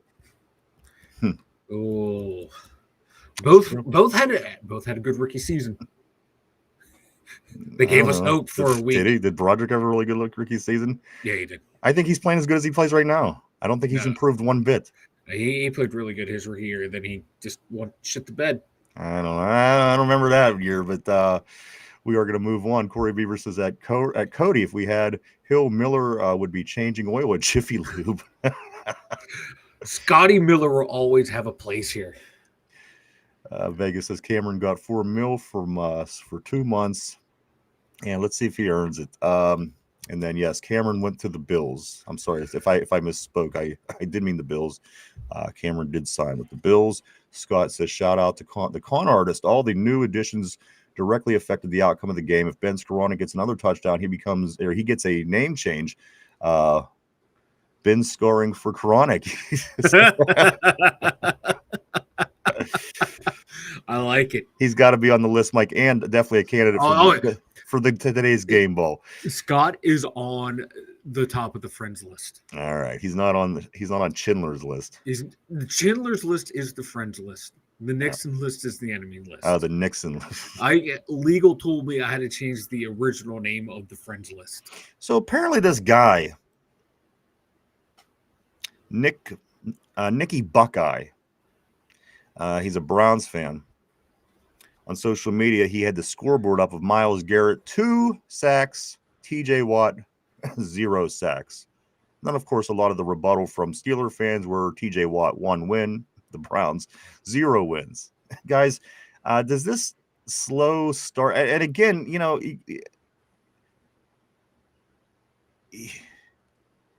the particular team we played, listen, this should have been more sacks. And again, I think you're going to see a different output by our defense this week. I truly, honestly do. The way that Justin Fields was able to, his escapability was absolutely amazing. I don't know how he got out of that telephone booth size area 4 or 5 times throughout the course of the game and made a positive play.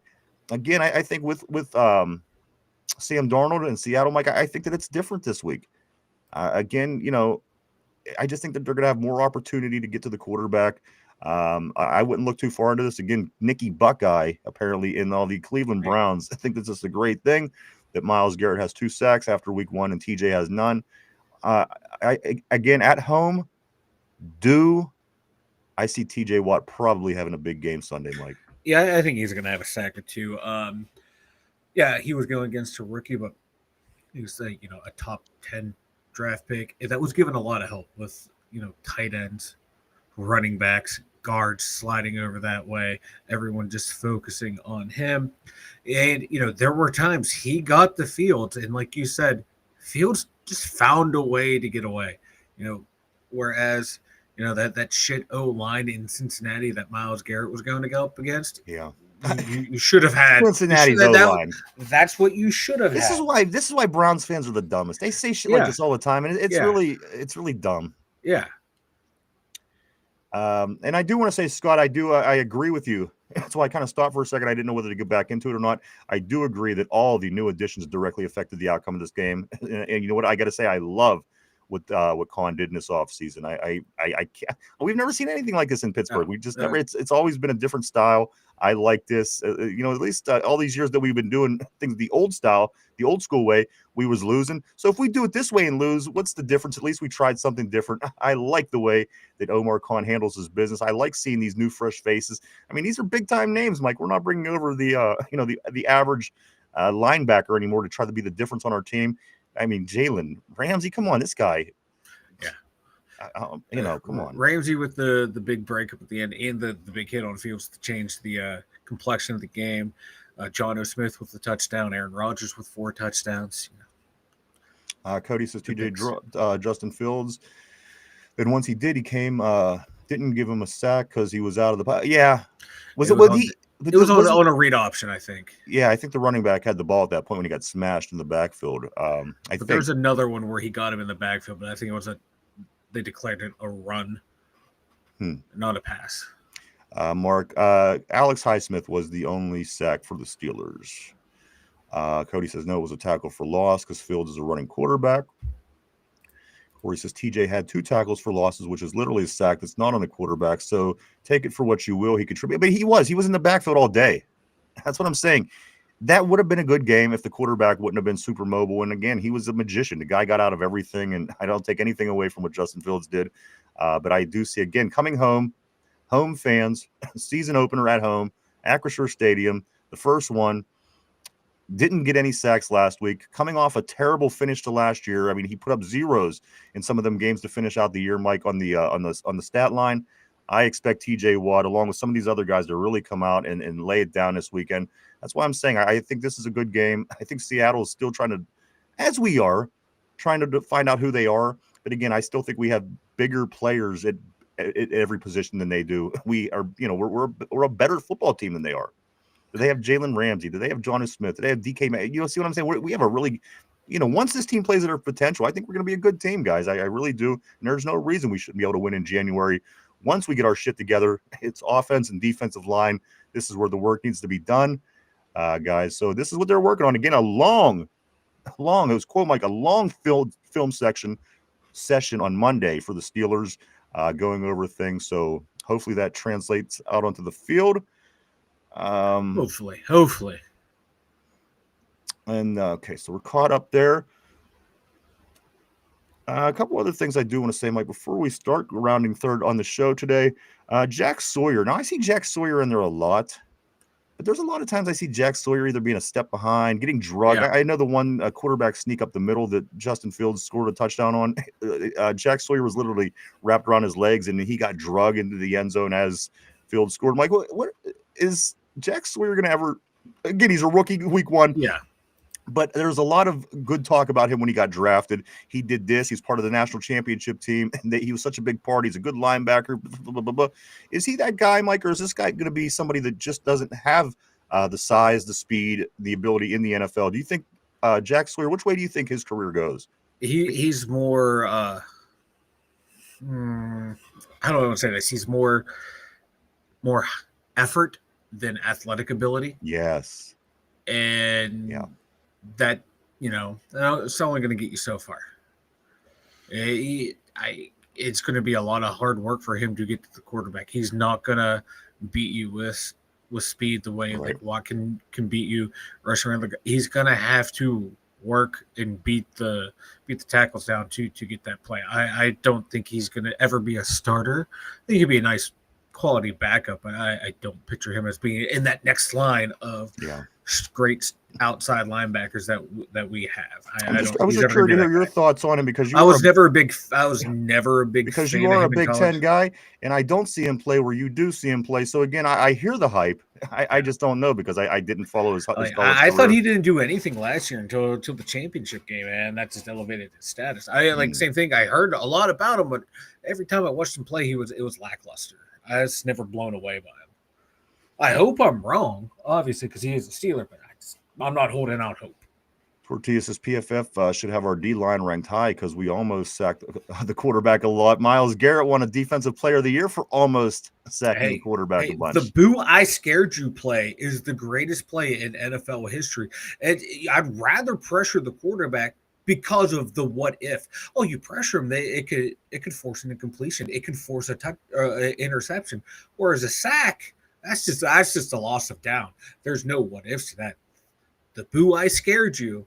It's the greatest play. It could also be a touchdown. I mean, if I rush you, you could throw the ball early and go to the. It's kind of like the argument that because that was the year Garrett won for the Boo I Scared You play. They played the Texans in the playoffs. They had so many pressures, and C.J. Stroud was just picking them apart down the field. I'm like, It's a bullshit. It's Listen, stupid. it's a common sense comment, but really holds no water. And they shouldn't be Yeah. picking defensive players of the year off of almost getting to the quarterback. It's such a it's literally Yeah. stupid.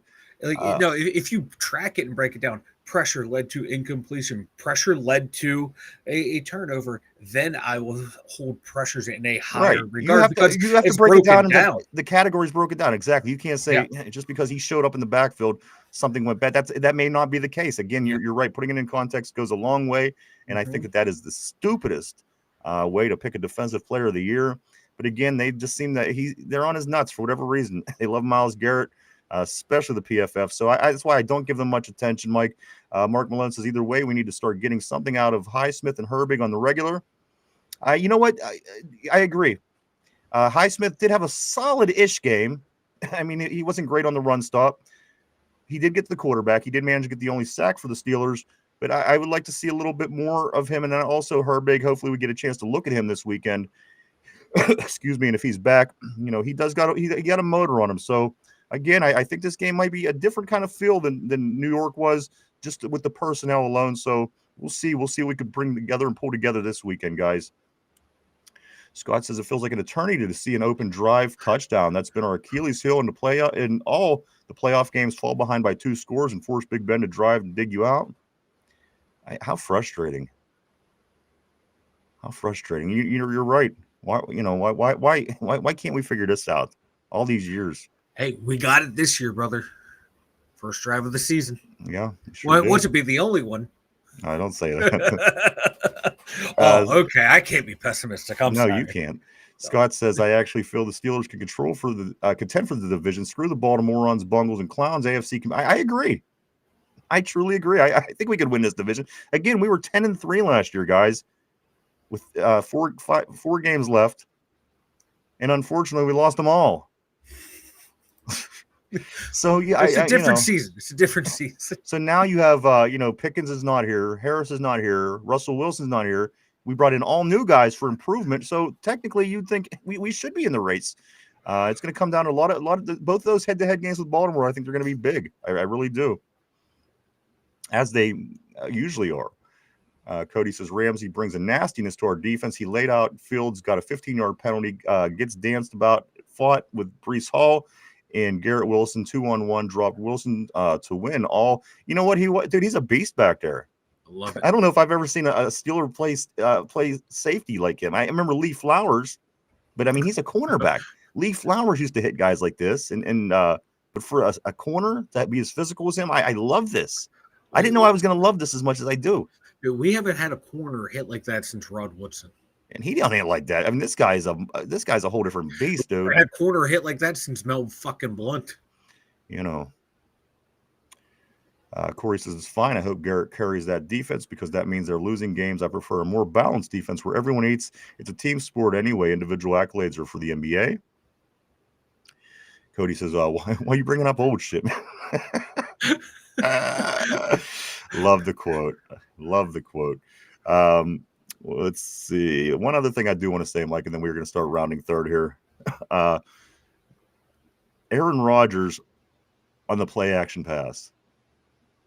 Boy, does he sell that handoff.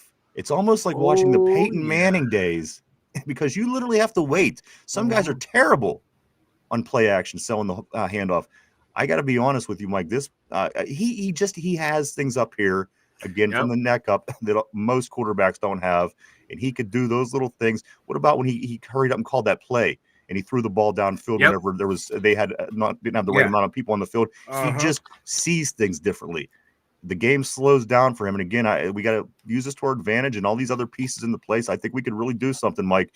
And as as they're saying on the board here, and Scott and Cody and everybody and Corey, I really think that this guy, Mike, we have that guy. We always talk about getting that guy. No, he's not our long-term that guy. He's not our young that guy. But you know what? He is that guy. We have him for a period of time. He's a little bit older now, but still, he is that guy. He's somebody that's going to be, you know what I mean? And he sees and does all those little things that you don't even realize. And again, I think that goes a long way with this football team this year and able to help us possibly win the division and do more in the playoffs. So, guys, I'm in for it, man. I told you if we bring him in, I'm going to support him. Yeah. I said this at the beginning while they were even debating on bringing him here to play. I said, listen, I'm not a big Rodgers fan, but if he comes here, he's my quarterback. I'm gonna support him. And guess what? Everything I've seen so far has been good. From the time he walked through the door till the time he walked off that field on Sunday, I can't say that I'm disappointed at all in Aaron Rodgers, Mike. No, me either. And speaking of play action with Aaron Rodgers, 6 of 8, 3 touchdowns. Yes, sir. Play action, and that was with a terrible running game. I was going to say substandard, but yes, terrible. Can you imagine if our running game picks it up and how people are going to have to react to his the play action? Yeah, a lot.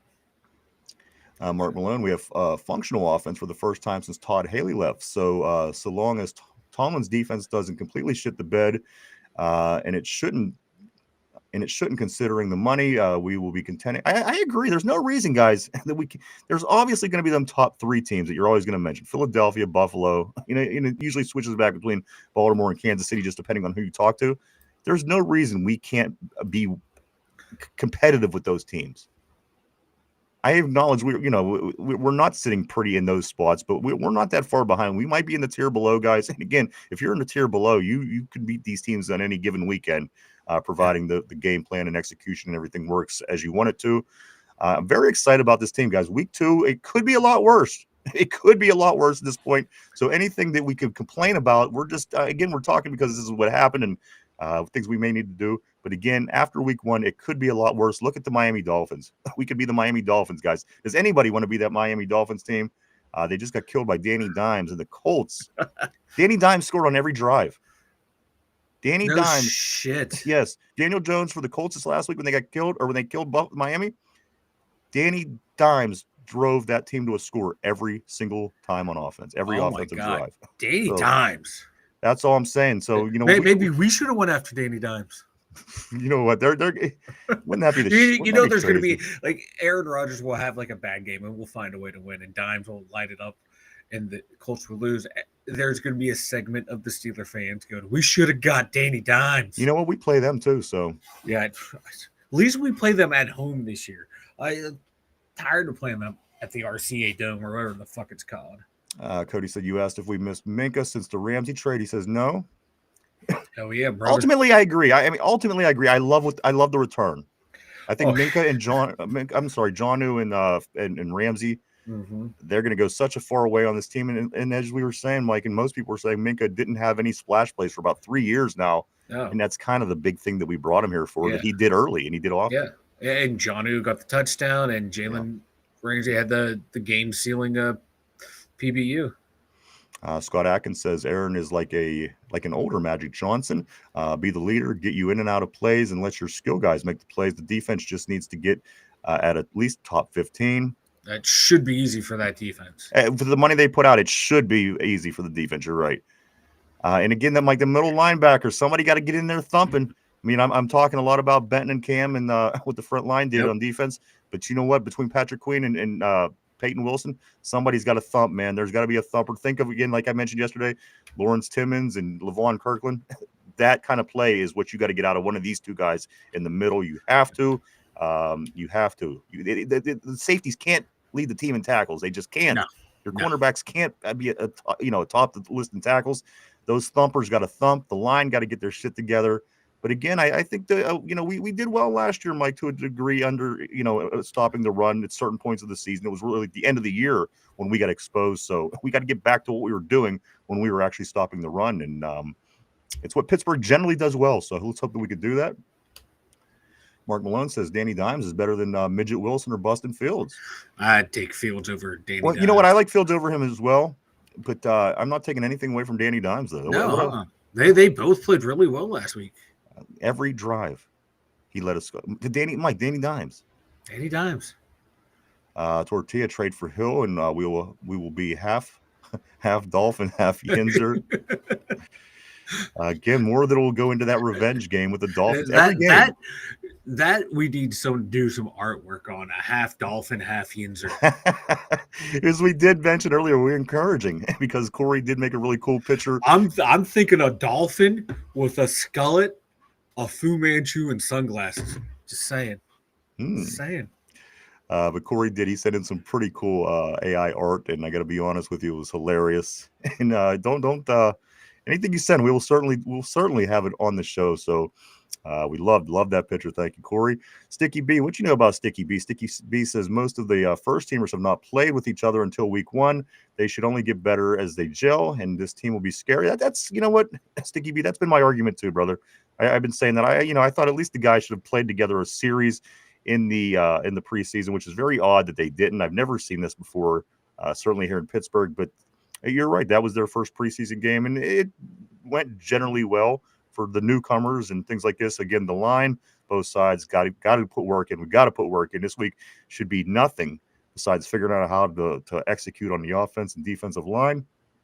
Spice, what's going on, Spice Recreations? Always great seeing Spice on the board. She's saying Minka had to be the leading tackler, and people wonder why he couldn't focus. You're right. You're right.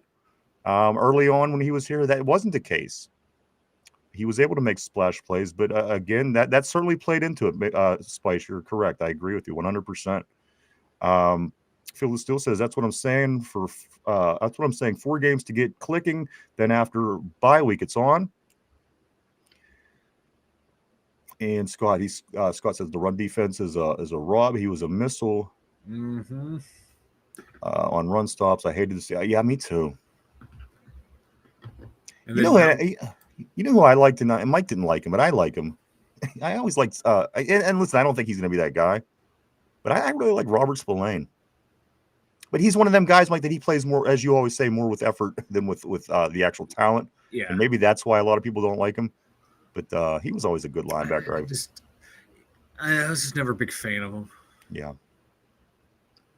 Corey says, I'm thinking more of a steelworker with Vanilla Thunder mullet poking out of his hard hat, frying up some breaded nugget. Yes, that's what I'm saying. The creativity is what I'm talking about, Mike. And that's why I'm encouraging this, guys. Corey, Mike, do me a favor. Put up Corey's art one more time, guys. And I don't mean to break the action, but this is something that Corey sent us the other day because late on the show last week, Derpy, when he was in, he sang the Steeler polka.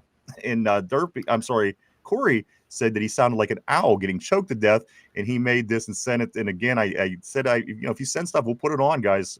Very creative. And again, what he just described, Mike, with the mullet poking out and the breaded dolphin nuggets and shit, that'd be funny. These guys are very creative on the board. And like I said, if you have something or you're messing around with AI and you come up with something for the show, maybe you see things that we don't see or a story that you remember that we don't remember.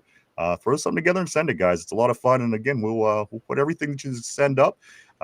Send it anywhere. Send it to our website. Send it to our Facebook. Send it to anywhere, Mike, right? Yeah. Send it anywhere to any of our links that you can find at the website. We do. We check it every day, guys. So we definitely have it up.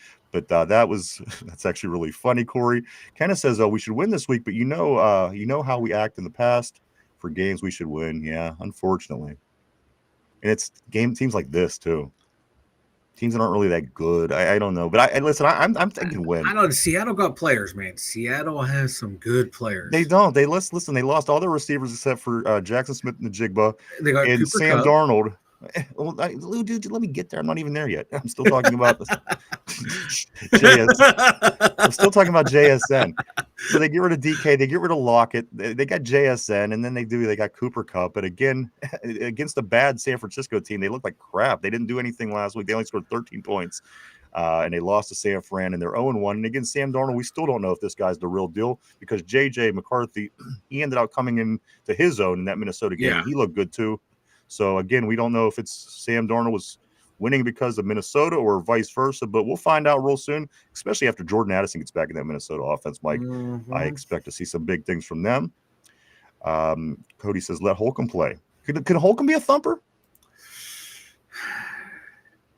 I mean, he was more of like everyone else that we have, like an off-ball linebacker where he's not the thumper that Landon Roberts was. I loved Landon. Me too. And then Malik Harrison ends up, he has an MCL sprain, and he was supposed to be the taking that Landon Roberts place, being that next guy in that line. So, Mark Robinson, he got picked up by the Patriots, I do believe. He was one of the cuts. Tortilla says, where's Mark Robinson? I'm down to give him a few snaps. New England. He's a missile. We've said that since day one. The guy is a hammer. He just must not have it. I don't know what his deal was. Guys, we did release him this preseason with all the releases, and he did get picked up by the Patriots. So we'll see him at some point during the season. Scott saying Queen and Wilson are playing vanilla. We need the dark chocolate. Absolutely. Absolutely. Absolutely. I know what you mean. Let's see. Corey says PSA, whether you love it or hate it, AI isn't going anywhere. So use it. Absolutely. We use it on this show for a lot of things. It's really cool. It is really cool. Cody says this. He says, I think I like to think of Jesus wearing a tuxedo shirt saying, I like the party, but I do business too. Jesus was a grown-ass man. I tell you what, guys, that's what I'm saying. The creativity from some of the guys, a lot of people on the board, Mike, I'm very interested to see what you guys come up with. So I encourage you. Cody just dropped a Step Brothers reference. I know. You're now atop of Schindler's List. You're now my best friend. All right. Step Brothers commentary will get you that. Robinson couldn't cover. That's true, Spice. The thing, he was such a hammer. He was a hammer and not much more. Again, and I acknowledge that because Mike, year after year after year after year, we said, why isn't he getting a chance? And he just never did. And that's probably why there was a lot of things that he couldn't do. But he could sure hit a guy. I can tell you that. He could too. And like when he read the play, right, it was a thing of beauty because he would come downhill. But sometimes, like Spice said, he can't cover and he would get out of position a lot. I think he's wasn't a bad pick. He's 7th round pick. He played 1 year at middle linebacker in college after being a running back. Showed good potential. It's just you take a chance on a guy like that. He made some good. He's usually a good special teams guy, guys like this. And now we got younger Carson Bruner coming back. I gotta tell you too, Carson Bruner's in a lot of tackles on special teams. As shitty as the special teams coverage was this week, I gotta say Carson Bruner seems to be in every tackle. So, of course, the son of former Pittsburgh Steelers tight end from back in the '90s, Mark Bruner, his boy Mike. And again, this year it is a. Let me continue, and we'll talk about this a little bit later, guys, because we are getting ready to round third base. Looking at the time here, Mike, let me just talk about real quick, and then we're going to get into the question of the day, guys.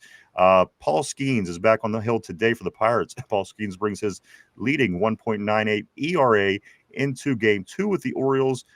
Today it's 6:35, Mike. This is Game 2 of 3. Skeens will be going up against Tyler Wells. Buccos coming with a 64-81 record, looking to stay as close to 500 as they can, but the loss column's already 81, Mike. They have to win out in order to go 500. That's not going to happen. But Paul Skeens, a lot of people do like to watch him pitch. He is on the bump today. Mike, why don't you go ahead and tell everybody about the website, and we will get into the trivia question. The twodumbyinzers.com. Check it out, everyone. We got all of our social media links over there with the merch store over there. We got Vanilla Thunder's Dumb Thoughts from week 1 over there. So go check it out. The twodumbyinzers.com. One other thing I did want to say, Mike Tomlin did point out the Steelers had zero explosion run plays versus the Jets. He did say yesterday at his press conference they want to run the ball better and more. So in case you're wondering, again, they're saying they want a run game. I see very little that actually points to them wanting to have a run game. Ultimately, I know that you do need it, and I know that they probably do want it. But, Mike, this was said at the press conference yesterday.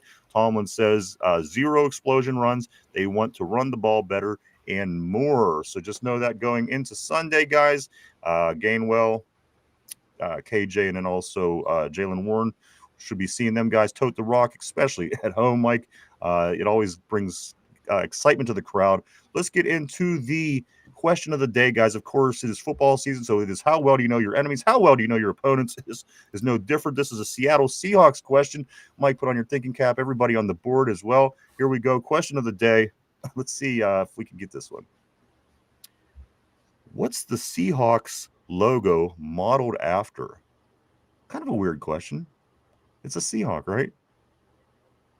But take a minute to think about the question. What's the Seattle Seahawks logo modeled after?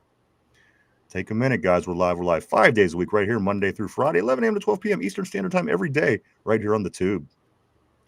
The Tube. Question of the day. What do you think, guys?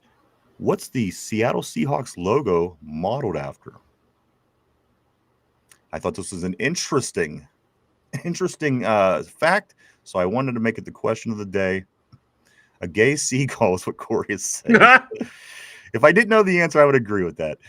Guys, one more time. What's the Seahawks logo modeled after? Tortilla, the logo is modeled after peaches. Again, these answers, I love them.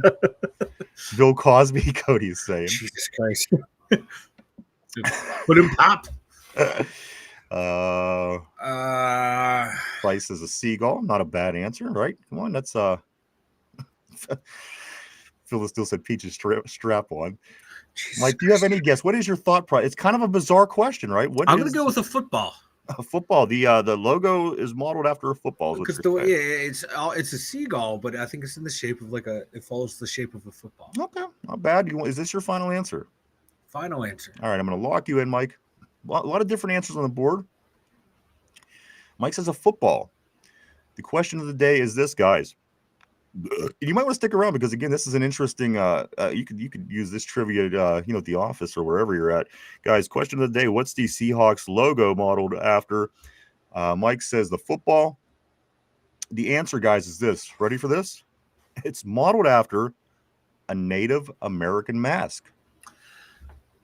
And Corey, I don't know if he knew or looked it up or what, but he just said it almost looks like an Indian bird off of a totem pole. That's what it's from. The Seattle Seahawks logo is modeled from a Native American mask. How cool is that? Now looking at the logo, I see it. I thought that was. Yeah, he's right. It's something you would see. Yeah, Cody. Yeah. I've never known this. This morning I'm looking around for some good, something to use for the trivia. I thought I've never known that. That is a great question, guys. So, like I said, use that if you will. A Native American mask is what that logo was modeled after. I just now noticed Mark Malone's pizza strap-on may be shaped like a football. Don't ask questions, brother, that you don't want answers to. Off a totem pole. Let's see, Tortilla. So you're saying they need to change the logo. You know what? It wouldn't surprise me one day, but we'll worry about that when it happens. Mark Lawrence, what a bunch of racists. You guys. And then Corey says, I swear I didn't look it up. I tried to get I believe you, brother. No reason not to believe you. Vegas says the Milwaukee Brewers have a cool logo too. It's a glove, but if you really look at it, it's you know what? There are some interesting. I agree. I agree. There are some really interesting logos out there, guys. But again, it is modeled after a Native American mask. So that's pretty cool. Any way you slice it. Seattle Commanders, Tortilla saying. Seattle Football Club. The Seattle Football Club. Cody says that's cool. We got that, but got rid of the Redskins and Indians. I always love the Redskins. I just again, that's what it's what it always was for me. So I naturally like it for that reason, guys. Corey says it's the colors that give it away. And then he also says, I think every color represents something. So that's very interesting. And I don't doubt that, Corey. So there you go, guys. I do want to say a couple of things. What do I got here, Mike? Oh, yes. Don't forget, the picks for the NFL on the CBS Pick'em that we do. Mike's going to put the link up on the board right now, or right outside on the on the YouTube page itself. You can just click on the link right there. It's at the very top. I think also on the website. Click on that, guys. We do our CBS Pick'ems this week. I got about 10 of the guys from the board that are already participating. If you're not involved, hop over, sign in, guys. It takes literally 30 seconds to sign up. It costs nothing. And then us here on the show and everybody on the board, whoever wants to participate at home, they also get to make their picks every week. It's free, and we'll keep track. And again, we'll kind of we'll play off of that, guys, as the show begins every week and talk about it. And again, Richard, the big winner this week on the Pick'ems, on the CBS Pick'em board, Mike, Richard wins 14 out of 16 games, winning the first week. So good luck to everybody moving forward. I see a lot of guys already have their picks made. We can't see what they are, but we can see that they've been picked.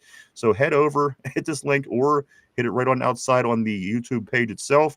Go in, 30 seconds, cost nothing. Have a little bit of fun, see where you land. Again, picks are going to be starting to be due tomorrow night, so you might want to jump on that if you do. Also, Phyllis still says Vanilla Thunder's logo is Richard Simmons. You're on the enemy list. You just made the enemy list. Phil, I want to see Vanilla Thunder dressed like Richard Simmons. That would be the best. Sweating to the oldies, baby. Scott says if the Steelers ever get into a blowout win early, would you put in Howard instead of Rudolph to get his feet wet? Possibly. Maybe. I would. I would. Yeah. Why not? Because you didn't get an opportunity to look at them in preseason. I don't see any problem with that, especially if there's no chance of us losing, as you said, if it's a blowout. So Yeah. whether the Steelers do that, I don't know, but I think that would be beneficial. Vegas is we don't want to see Vanilla Thunder and Little Richard Simmons candy striped workout clothes. And Cody says, Vegas, you just made the enemy list. Everyone wants to see that. Oh, brother. everybody is on this is not Schindler's list. That's Nixon's list. He's on the Nixon list. And finally, Cody says, I'm stuck between the Chargers and Raiders, Bears and Lions. Help. I know who I'm taking in those. Yeah, I got my picks in too. I got them locked in for tomorrow's show. I'm not spoiling. I'm more confident in my AFC pick with those two teams than I am with the NFC pick. So I just want to throw that out there. Vegas says, I am the list. And then also Tortilla says, if we put Howard in, we need to take Broderick out. No.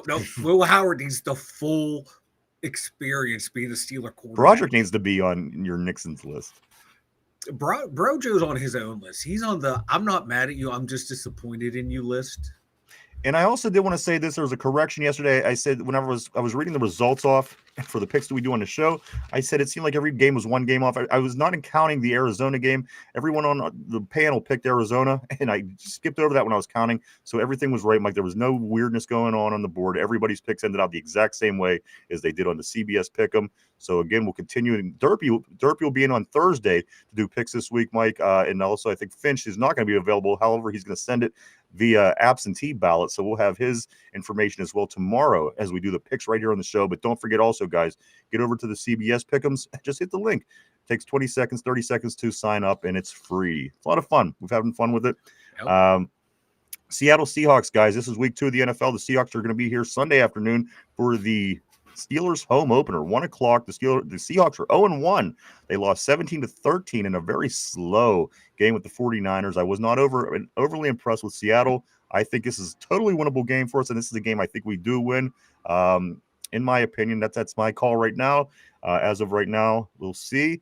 Also, what else do we got, Mike? Thursday football tomorrow night. We're back into week. Oh, is that loud? Yeah, that is loud. Tomorrow back into week 2 as the Packers and Commanders go at it tomorrow night. Mike, anything before we start getting ready to wrap it up for the day? I got nothing. I literally got nothing. I would look for stuff. I got nothing. Well, this is a fun show today. I was very down, very tired after work today. I had a nap before the show, was feeling groggy. My God, you guys brought the energy today. So thank you for getting me through this. You guys are the best. Corey says, I need and try to redo mine. I should have waited. No injuries. That's the only reason I waited, to see how things played out over the week. But I'll probably either get on tonight or tomorrow and do that. Vegas says, I won my fantasy game and had no idea who I had until yesterday. A win is a win, brher. A win is a win. It's like a 6-man league, man. All these teams are stacked. Yes. Mark Malone says Richard Simmons, Pee Wee Herman, and Sandusky are on that list. Are you saying they're on the list with Vegas? They might be. Oh damn! Oh man, shots are fired. Poor Vegas just got my ire for some odd reason. Let's see. Oh, and then yes, he did. Phil is still Derpy did get the biggest loser award. He did finish last on the show and on the CBS Pick'em. So Derpy was the loser of the week, the biggest loser, if you will. Vegas says we have good quarterbacks, so every game is winnable. Again, I agree. I agree. He has it up here. That's why I think we're going to be in every game. Thank you, Phyllis Steele. Leave the hamsters alone. Guys, great message. Great messages on the board all day long. I do want to say thank you so much. I also want to say, if you haven't had a chance yet, swing over by any of our social media pages. We are all over social media, guys. You can go to Facebook, X, formerly known as Twitter, Instagram, Threads, and even TikTok. Hit the follow button and keep up with what the Two Dumb Yinzers are up to on a day-to-day basis. And if you haven't had a chance yet, hit the like, subscribe, or share button below. It helps us out greatly. We appreciate it very much. Mike, one more thing before we do roll real quick. What is I don't want a long explanation, but why is Crosby's name coming up in trade talks for the Penguins? Oh my God. So the Canadian media wants him traded to play in Colorado with McKinnon or Montreal, and it's heating up. And he said, yeah, I understand. Crosby was in an interview, asked about it. He said, yeah, I understand why it's happening. It happens when the team loses. And he's like, I understand it, and it's nice to be brought up in that sense of Okay. like going elsewhere, but he's not going. It's not going to anywhere. happen. He's going to retire. He's here. never. Yep. All right. I just wanted to ask. I seen that, and finally, Vegas said the Ravens radio announcer is named Jerry Sandusky too. I've heard that before. I've heard that before. I do have one thing. Yeah. It is a shameless ask of me on behalf of everyone who watches our show, who loves our product and wants to help us grow the channel. If you're watching on the YouTube app on your phone, watching this video, or watching an older one, there's an I literally have no idea what he's about to say. There's an option on there now. YouTube has to hype a video to help smaller creators. If you guys are ever on your phone, happen to watch one of our shows, you see that button, just hit it. Doesn't cost you a thing. It helps us out. I'd appreciate it. Where at? I'm looking at the right now. It's on. You can't do it during the live. You have to wait a day, and you can do it on that go back in the next day. Click it. If you want to, awesome. If not, hey, that's cool too, brothers. It just helps us out a little bit. Helps videos gain traction so we can grow the Two Dumb Yinzer fan base. There you go. If you understood what that was, you go ahead and do that. No, I got you. Sounds good. Keep your eye open for that, everybody. Yeah. Vegas says that's worse than woman being named Caitlin or Karen. And finally, Mark Malone says you guys really should add the Sandusky soap on a rope and a merch. You know what? Also, that would be funny art, some funny viewer art as well. Maybe we'll work a little bit on our side on that as well. Guys, I do want to say thank you so much for coming and hanging out today. It was a really great show. Yes. You guys were awesome as always. We wouldn't do it without you. Thank you so much. I want to say thank you to everybody on the terrible board as well. You guys always keep things interesting on the show. You really do. And I do want to say thank you to everybody at home, whether you're on your ear pods, maybe you're in the gym, maybe you're in the car, or just watching on your TV at home. Thank you too. We will be back tomorrow at our regular time to do it all over again and get ready for the NFL week to kick off again. Like tomorrow night, the Commanders and the Green Bay Packers are going at it to kick off the week. And then obviously a couple more days, we're heading into our home opener with the Seattle Seahawks. Guys, I can't wait. I think this is a 2-0 start for us. I truly, honestly do. But we will get into that, all the scoop and everything leading up to that again tomorrow, heading into NFL week number 2. Mike, anything before we get ready to roll? I got nothing, man. Great show, everyone. I loved it. All right. Scott saying, is there going to be more weight room time for offense and defensive lines? We need something. We some steroids in there with them boys too. And Cody, I think he says like once the show's over, you can see the hype. Okay. Cool. What? Oh yeah, Cody. It's like after the show or like the next day, it pops up for us. So I'll be looking for it too. I literally have no clue what he's talking about, but I will look for that as well, guys. If you can keep an eye open. YouTube Vegas, again, thank you so much, everybody. We'll be here at our regular time tomorrow to do it all again. We hope to see everybody then. We hope everybody has a great day and stay safe. Mike, for Mike in the go ahead, Mike. No, I'm just laughing. Go ahead. No, Osama bin Tomlin. Osama bin Tomlin. That's what Cody said. All right, guys. There you go. Thank you so much. Again, have a safe day. Hope you have a great one. We'll be back tomorrow. I hope to see everybody then. For Mike in the Steelers Central Mobile Studio, myself, the Two Dumb Yinzers. Have a great one, and we'll see you tomorrow. Bye.